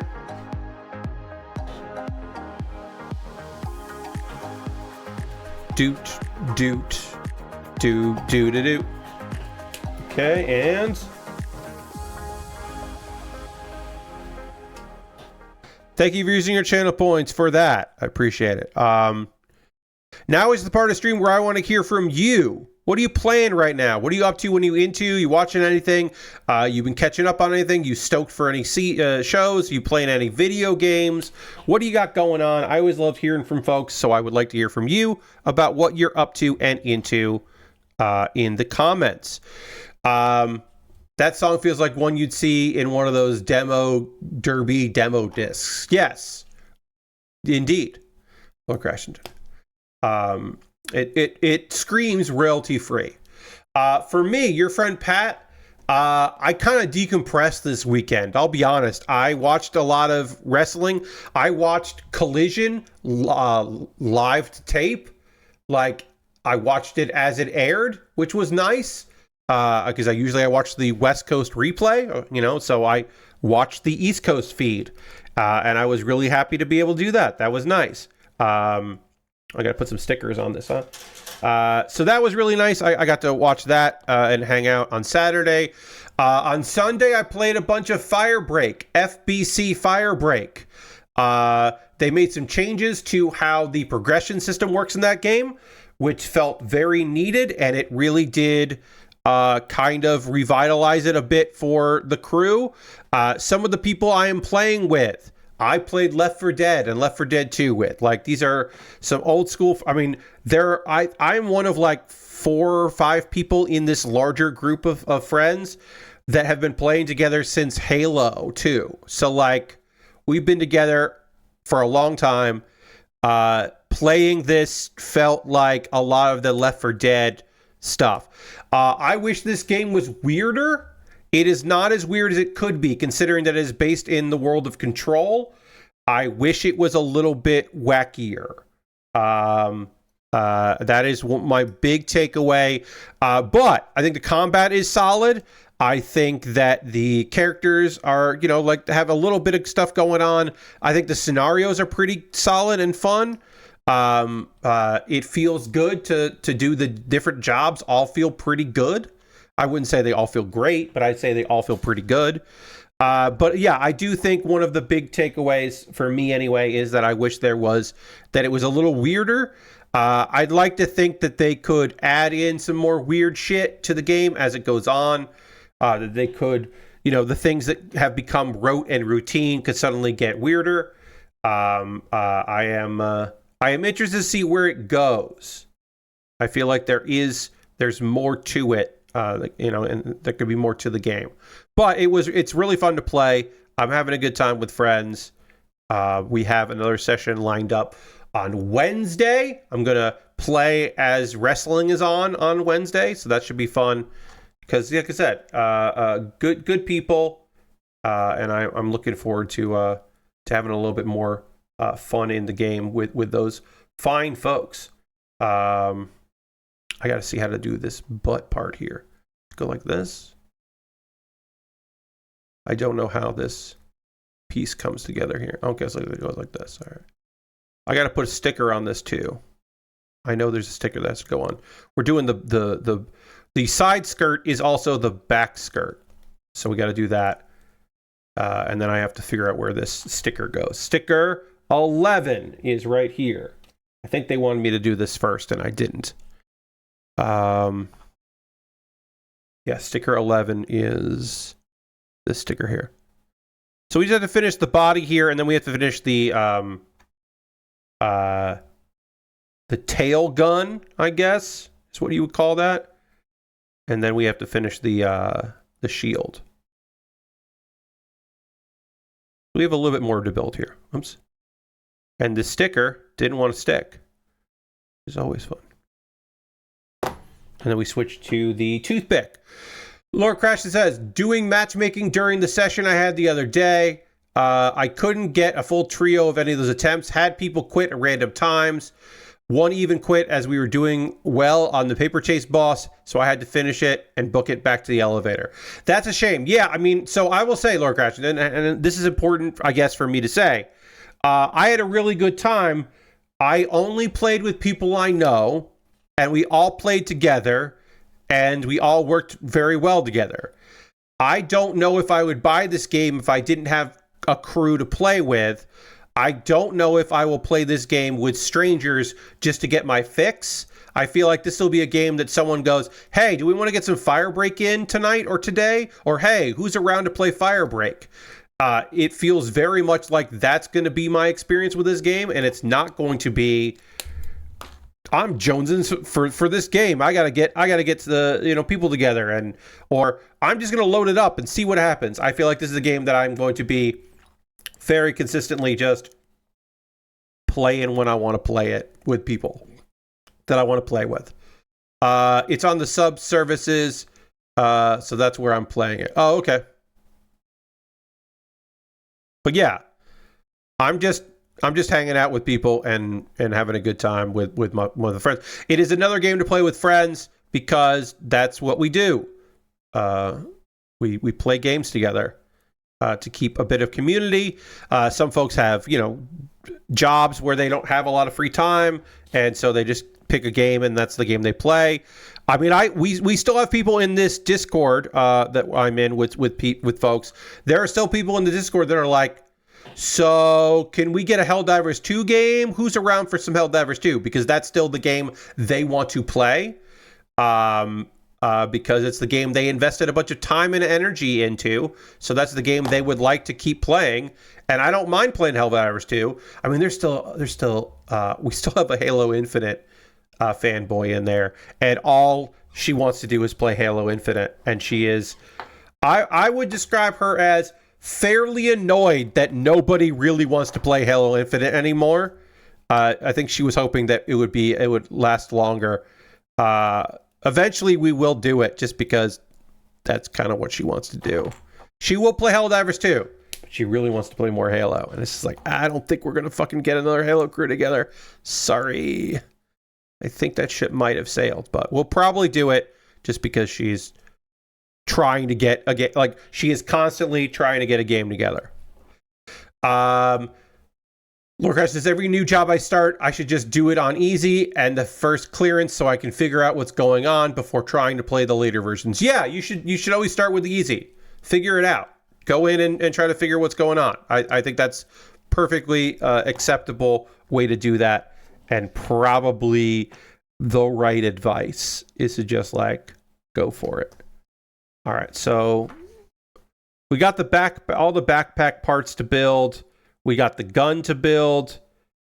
Let's build the shield next, because I definitely want to get the shield done, and then we'll build the backpack part. But we'll get the shield together. I am going to probably stay long and just finish this up, because I don't want to have to finish it up on Saturday. I want to start a Lego set on Saturday, because that'll be a nice chill thing. And I want to include this. I want to say, like, oh, this kit I just built on stream. I just finished it on Monday. I think that would be fun to be able to say. So we'll do this next. Laura Lashbrook says, I watched Jason X, and that movie is a dumb fun time. Fuck yeah, it is.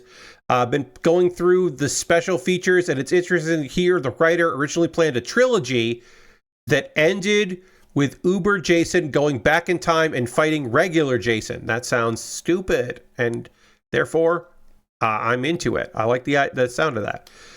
Yeah, I'd watch that. There was a testing of the casual matchmaking server this weekend, which meant for the first time since it shut down, I played Gundam Evolution with people. That game is real good, and I've gotten real bad at it. Yeah, I didn't love Overwatch, but Gundam. But some of my friends really loved that. That was a game that we played a bunch of. People that, weren't super into Overwatch 2, but like Gundam, or people that just like Overwatch. They like the Overwatch style games. We definitely had friends who really liked that game. I never got, like I said, I never got uber into it. I never got super into it, but I at least appreciated what it was and what it was doing. So yeah, there's that. But yes, I would watch, I would have watched Jason X2 and Jason X3 if the third one was him going back in time and it's the future killing machine versus the original killing machine, and they're just trying to fight it. It's Alien versus Predator. No matter who wins, we lose. But it's two Jasons. It's Jason versus Jason. No matter who wins, we lose. Like that's very dumb in a way that I could really get behind. Let's see. Lord Crash says, I've been playing more Squeakross, which is just a lovely P-Cross game about unlocking more fun stuff to put in my mouse buddy's house for them to enjoy. Yeah, all right. That sounds good. Yeah. That's a fucking video game right there. That's a video game. I'm into that idea. Sure. Why are you being weird? Why won't you fucking clip in?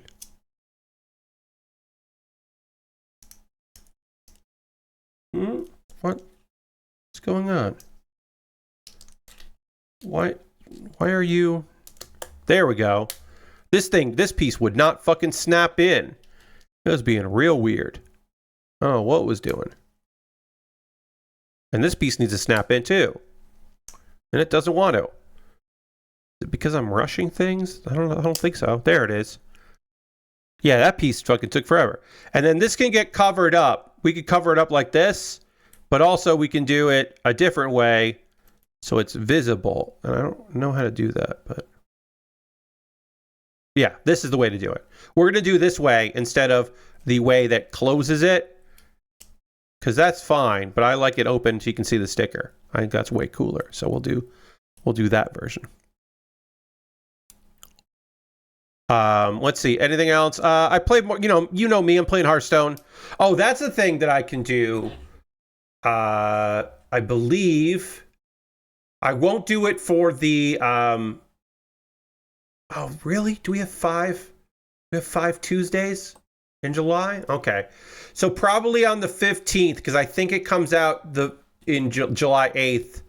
There's a new expansion for Hearthstone. So definitely in July, I will do a Hearthstone stream where I will go through the expansion and show off the decks I have for that. I don't like doing it the day of release because I need time to find either new cards to make my old decks more fun or new cards or new decks types that use the new cards. So I need to give myself a little time before I do anything with that.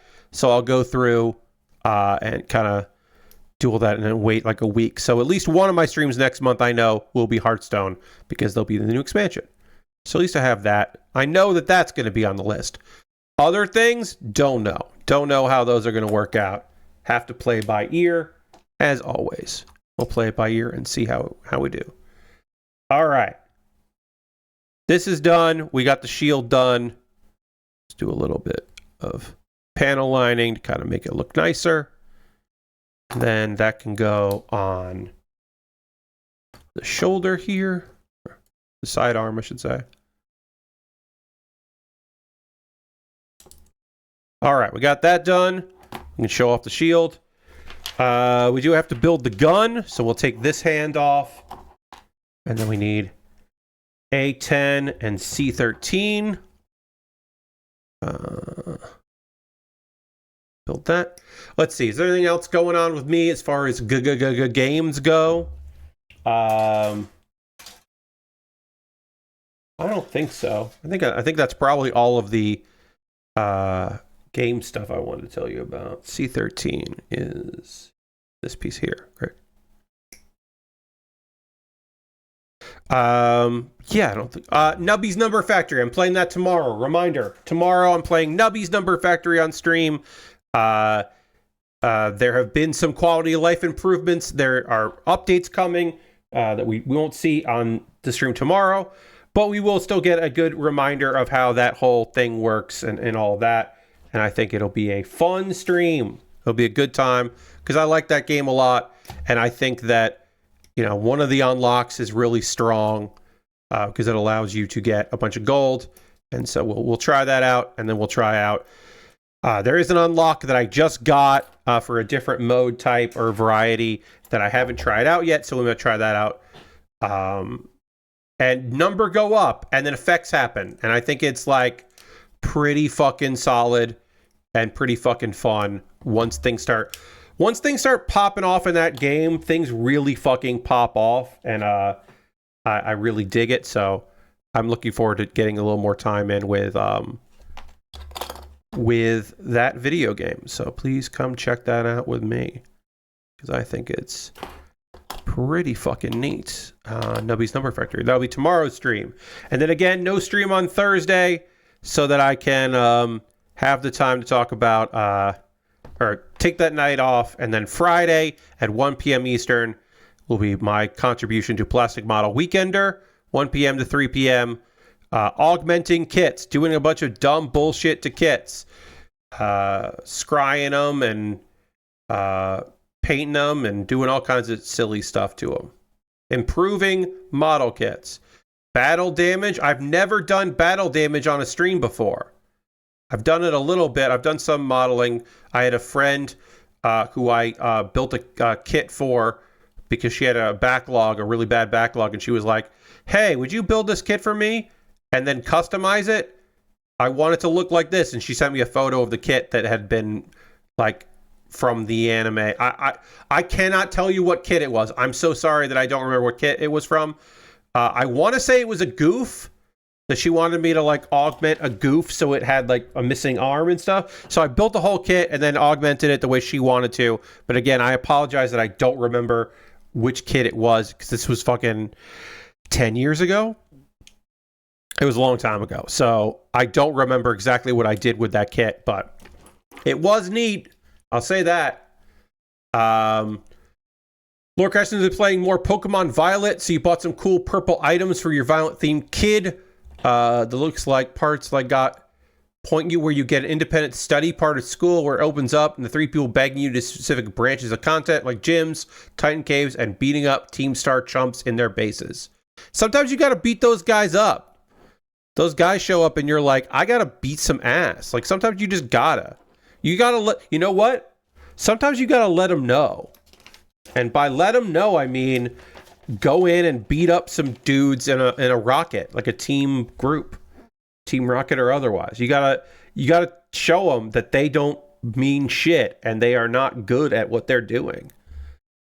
You gotta let them know that, like, a little kid and his first 6 Pokemon are gonna rock their asses. They thought they were hot shit, but you are just some dumb kid, and you are beating all of their butts real easy. You are not breaking a sweat to do it. You're attacking them with your starter fucking Pokemon that you just leveled up a lot because you go into the woods to fight instead of just, or whatever, or instead of just hang out in one spot.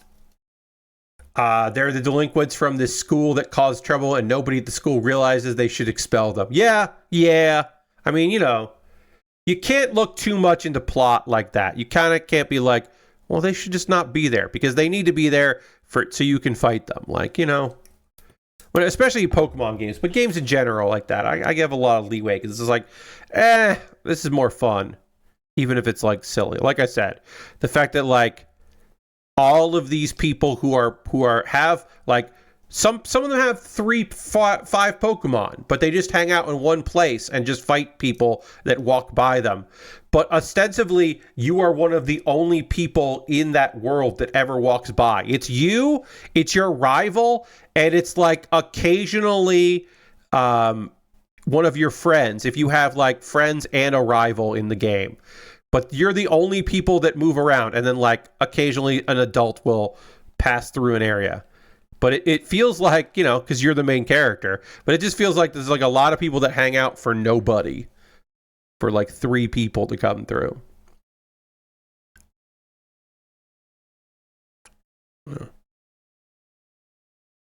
And occasionally, depending on the game, they will call you on the phone and be like, hey, do you want to fight again?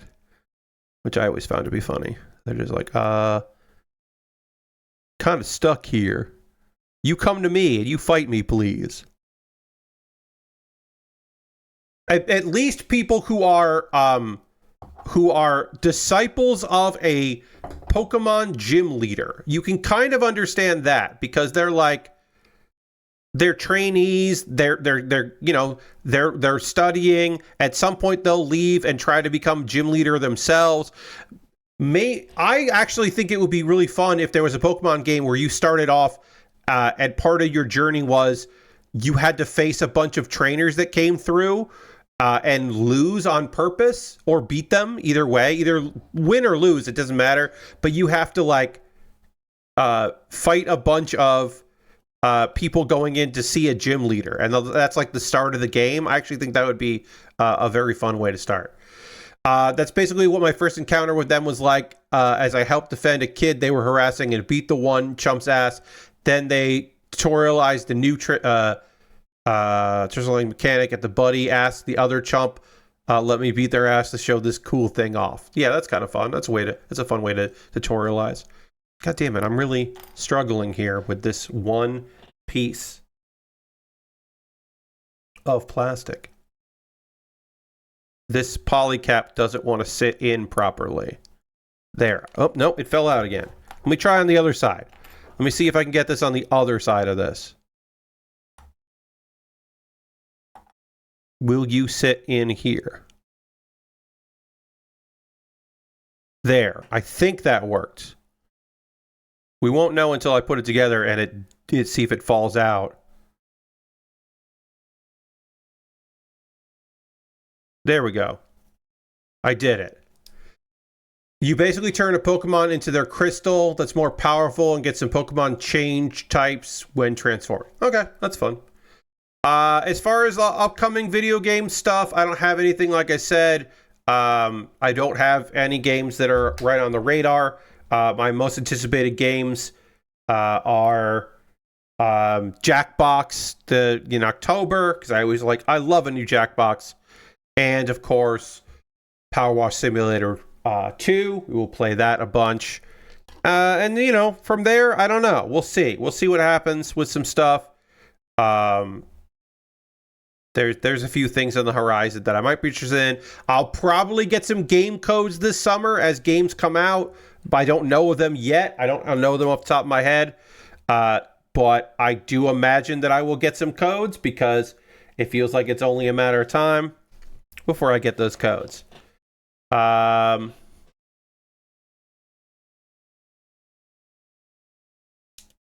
Yeah. Let me get this backpack on. There's the backpack. And then there's some weapons that go on the backpack. Do I want to... Let's see. Yeah. All right. I think I'm going to call it there. I'm going to call this kit complete. There is some stuff on the backpack, but it makes it actually this kit very hard for this kit to stand up on its own. So I will probably do that off stream and not do it on stream. Thank you very much for buying this kit off my wish list. Melinda, I appreciate you very much. Thank you to everybody watching the stream here. But yeah, I will finish this kit off stream because it just has a little parts on the back here. You can't really see it all. This is a Gundam-esque Gundam. Yes, this feels like I said, the color scheme does a lot for this kit to really make it seem like it really stands out. And I enjoy that element of it. I will be modifying this kit on Friday. It'll be one of the kits I work on. I have a bunch of kits to work on there. But I will finish the backpack so I have the whole thing. But you won't even be able to see it in photos, so I didn't bother finishing it there. I want to thank you all so much for being here tonight. There we go. Reminder that I have this Friday, the 27th. Please come and watch that at 1 p.m. Eastern. I will have a stream tomorrow, 9 p.m. Eastern, but this is my time here on this stream to promote that. That I'll be taking part in Plastic Model Weekender this Friday from 1 p.m. to 3 p.m. Eastern. No stream on Thursday, but a stream tomorrow that you should come and hang out with because it'll be fun. Mary is off tonight because she's been traveling and doing stuff. So no Mary Kish tonight. We cannot raid Mary on Monday. Lord Crashington, you didn't have to tell me because I already knew. But thank you. But I did already know that we weren't going to be raiding Mary. There is no Mary Monday. So instead, we will raid Giant Bomb Forever because it's fun to go there. Currently, this is an Unprofessional Fridays from 2016. So we will be watching. We've got Jason and we've got Jeff and we got Brad and we got Drew hanging out. So we'll go hang out with some Giant Bomb there. But yeah, again, please check out Plastic Model Weekender. And then a reminder that my next stream is tomorrow night at tomorrow night, 9 p.m. Eastern, playing more Nubby's Number Factory. There were some quality of life improvements, so we'll check that out. Thank you so much for being here tonight. I hope you had a great rest of your evening. I hope you come back tomorrow night, 9 p.m. Eastern for that. Come along with me to Giant Bomb Forever, and I'll see you soon. Goodbye, everybody. Goodbye, goodbye, goodbye, goodbye, goodbye, goodbye, goodbye.